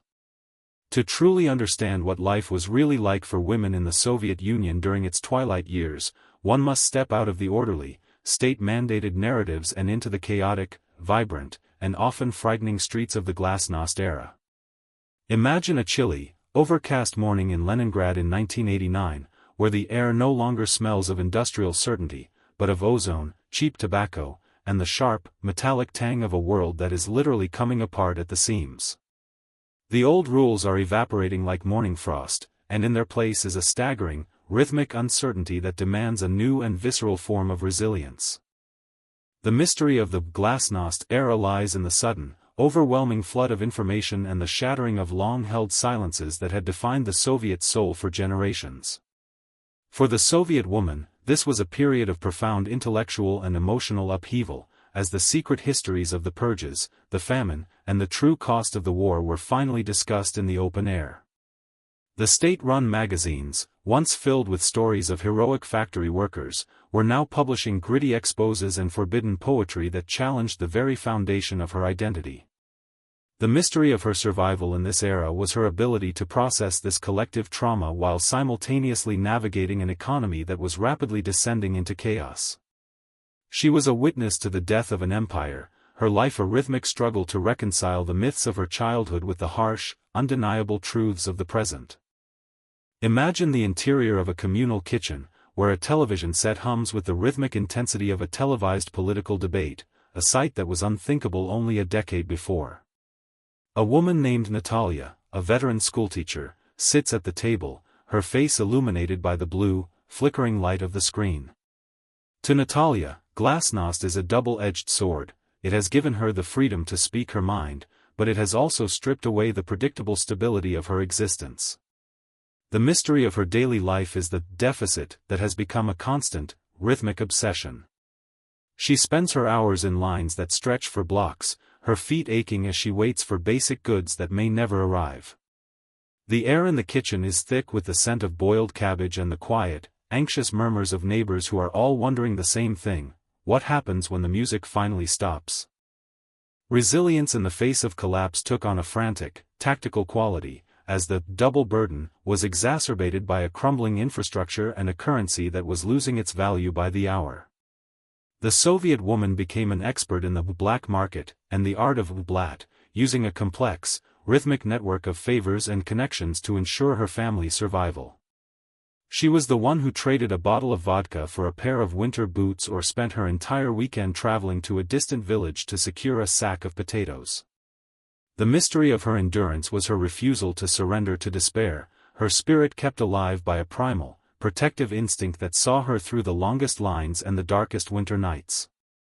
She was the anchor of the household in a sea of total instability, her rhythmic persistence the only thing that kept the domestic world from dissolving entirely. As the state's control over culture began to wither, the mystery of the underground finally burst into the light, creating a vibrant, chaotic explosion of artistic expression. Women were at the forefront of this new, raw aesthetic, creating music, film, and literature that explored the dark, unvarnished corners of the Soviet experience. The movie niche shifted from grand epics to Chernuka, films that depicted the grit, the corruption, and the profound alienation of the late Soviet years. For the female artist, this was a time of absolute, rhythmic freedom, a chance to speak without a censor and to portray the world as it truly was, in all its messy, tragic beauty. This was an era of rock and roll and protest, a rhythmic defiance that signaled the end of the old order and the birth of something terrifyingly new. The collapse also brought a changing perspective on the female body and identity, as Western influences and consumerism began to flood across the crumbling border. The mystery of the Soviet commodity was replaced by the allure of the foreign brand, creating a new kind of social pressure and a different form of competition. The aesthetic of the late 80s was one of loud colors, synthetic fabrics, and a defiant, individualistic style that rejected the drab collectivism of the past. For many women, this was a liberation, a chance to express a self that had been suppressed for decades, but for others, it was a confusing, rhythmic bombardment of values that felt alien and predatory. The Soviet soul was being pulled in 1,000 different directions, caught between a past that was being dismantled and a future that was yet to be defined. As we drift toward the evening of this turbulent chapter, the sounds of the protesters and the rhythmic debates on the television begin to recede, replaced by the soft, heavy stillness of a city that is holding its breath. The massive monuments to the revolution still stand, but they look like ancient, hollow ghosts in the fading light. You can see the silhouettes of the women walking slowly toward their apartments, their faces etched with the fatigue of a struggle that has no end in sight. The air is cool, carrying the scent of damp pavement and the faint, metallic tang of the city's aging machinery. The empire is resting, its inhabitants retreating into the soft, domestic shadows of a world that is about to change forever. Listen to the rhythmic, low hum of the wind as it sweeps through the empty squares, carrying the echoes of a million unspoken anxieties and the quiet cadence of a nation in transition. Underneath the chaos of the collapse, there is a deep, foundational stillness, the silence of a world that is waiting for the dawn of a new, unknown era. These women were the bridge across the abyss, the ones who held the fragile threads of life together when the structures of the state were falling apart. They enter their apartments and their shared rooms, the sound of their soft steps on the worn floorboards fading into the deeper, permanent quiet of the night. The television sets are turned off, the windows are closed, and for a short, precious while, the uncertainty of the future cannot reach their rest. The pursuit of survival in a dying empire is a wearying task, and as the night deepens, the long lines are abandoned and the black market deals are concluded. The notebooks are closed, the banners are folded, and the intense pressure of the collapse is left for the sanctuary of sleep. The Soviet woman, with her mind full of forbidden truths and her heart full of silent questions, is finally allowing herself to rest. Imagine her lying in her bed, her mind finally free from the math of the deficit and the fear of the unknown, drifting into a world where only the soft rhythm of a heartbeat matters. The empire is a silent, dark map under the moon, its cities and villages a patchwork of the old and the new, waiting for the dawn of a history that she will have to write herself. Deep breath in, the scent of ozone and cheap tobacco, deep breath out, the soft, heavy weight of sleep. The journey through the world of the slow collapse is over, and the sanctuary of a deep, dreamless slumber is calling to you. The demanding logic of the revolution is blurring into the soft mist of dreams, and the sharp pressure of the glasnost era is fading into the quiet rhythm of the night. You are safe, you are warm, and you are traveling to a place where no empire has a map and no history has a quota. The history of resilience is a story of endurance, but tonight, that endurance has softened into a gentle, comforting rest. The night is vast and kind, covering the squares and the apartments in a blanket of peace that knows no shifts or deadlines. Let the profound calm of the Leningrad night wash over you, bringing a stillness that reaches deep into your soul like the deep, silent cooling of the great, historic plains. The echoes of the dramatic speeches and the rhythmic murmurs in the kitchens have vanished, replaced by the rhythmic, peaceful flow of your own breath in the darkness. You are drifting now, away from the collapse and the chaos, toward a place of pure, quiet rest. The world is still, the monuments are hidden by the dark, and the heavy weight of the state's failure has been lifted from your mind. Breathe in the stillness, breathe out the noise, and let yourself fall, deeper, and deeper, into the silent, comforting embrace of the past. Legacy of strength, the eternal Soviet soul. As the turbulent winds of the slow collapse and the rhythmic echoes of the glasnost era fade into the deep, permanent stillness of history, we reach the final destination of our long journey. To truly understand the ultimate legacy of what life was really like for women in the Soviet Union, we must now step away from the political timelines and the industrial statistics, and look into the quiet, enduring spirit that has survived the fall of the empire itself. Imagine a peaceful, moonlit night in a small village outside of modern-day Samara, where the air smells of frozen pine, ancient wood smoke, and the faint, sweet promise of a coming spring. The Soviet Union as a political entity is gone, but the Soviet woman, her strength, her poetry, and her hands of steel, remains an eternal, rhythmic presence in the soul of a nation. The mystery of this legacy lies in its absolute resilience, a quality that was not dissolved by the end of the state, but was instead passed down like a sacred, unspoken inheritance from mother to daughter. The Soviet woman was the bridge between the old and the new, the one who held the world together when the structures of the past crumbled into dust. Her legacy is found in the way her children navigate the modern world with the same quiet, uncomplaining fortitude that she used to survive the wars and the famines. The mystery of her soul is its timelessness. She was a pioneer of the future who never lost her connection to the ancient rhythms of the land, her life a tapestry woven from the threads of both progress and tradition. Imagine the quiet interior of a modern home, where a daughter of the new century sits by a window, her face illuminated by the soft glow of a laptop, a high-tech mirror of the blue light of the old Soviet television sets. Though the world around her has changed, she carries within her the same rhythmic discipline and intellectual curiosity that defined her grandmother in the laboratory and her mother in the factory. To her, the Soviet era is a story of grand myths and harsh realities, but its core truth is the strength of the women who lived it. The mystery of the legacy is its subtle, invisible influence. It is the way she approaches a challenge with a steady, methodical focus, her identity built on a foundation of resilience that was generations in the making. The steel and the silk have not vanished, they have simply evolved into a new, contemporary form of grace. The mystery of the Soviet woman's influence is seen in the continued prominence of women in science, medicine, and the arts across the former Union. The rhythmic cycle of education and professional excellence that was established in the decades of the scientific technical revolution continues to produce some of the world's most brilliant minds. Her legacy is not a monument of cold stone, but a living, breathing force of intellect and creativity that continues to shape the global conversation.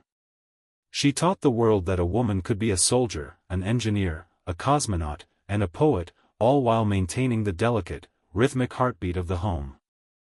Culture remains the ultimate repository of her spirit, a place where the poems of Akhmatova and the cinematic visions of the movie niche continue to resonate with a profound, emotional truth.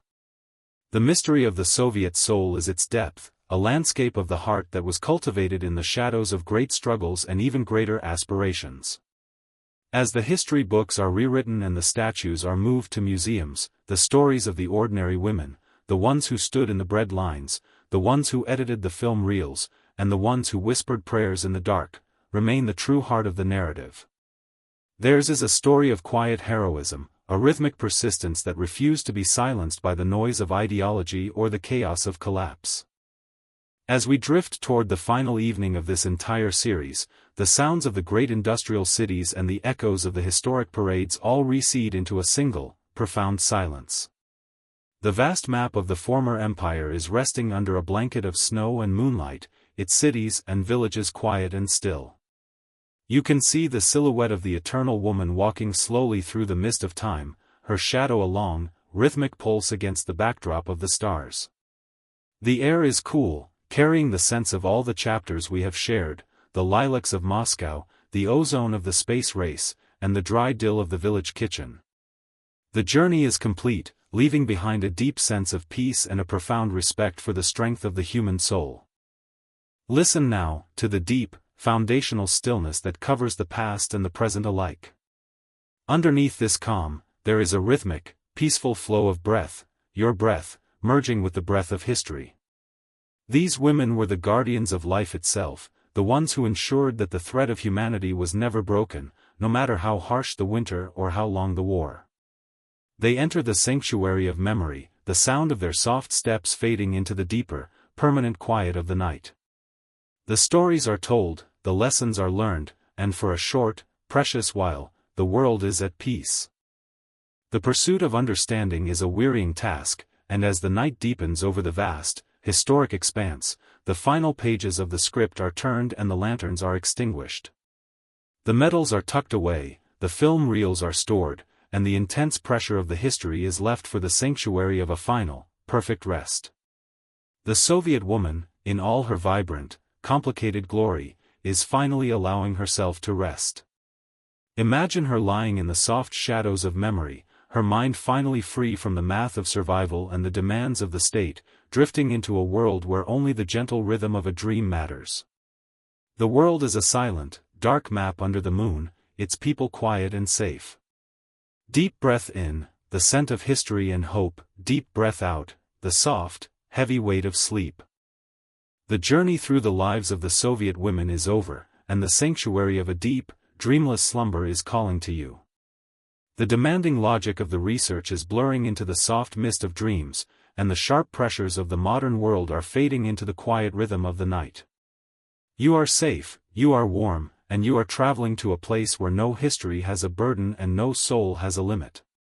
The history of strength is a story of light, but tonight, that light has softened into a gentle, comforting rest. The night is vast and kind, covering the past and the present in a blanket of peace that knows no shifts, no deadlines, and no quotas. Let the profound, absolute calm of the night wash over you, bringing a stillness that reaches deep into your soul like the deep, silent cooling of the great, eternal plains. The echoes of the struggle and the rhythmic thumping of the machines have vanished, replaced by the rhythmic, peaceful flow of your own breath in the darkness.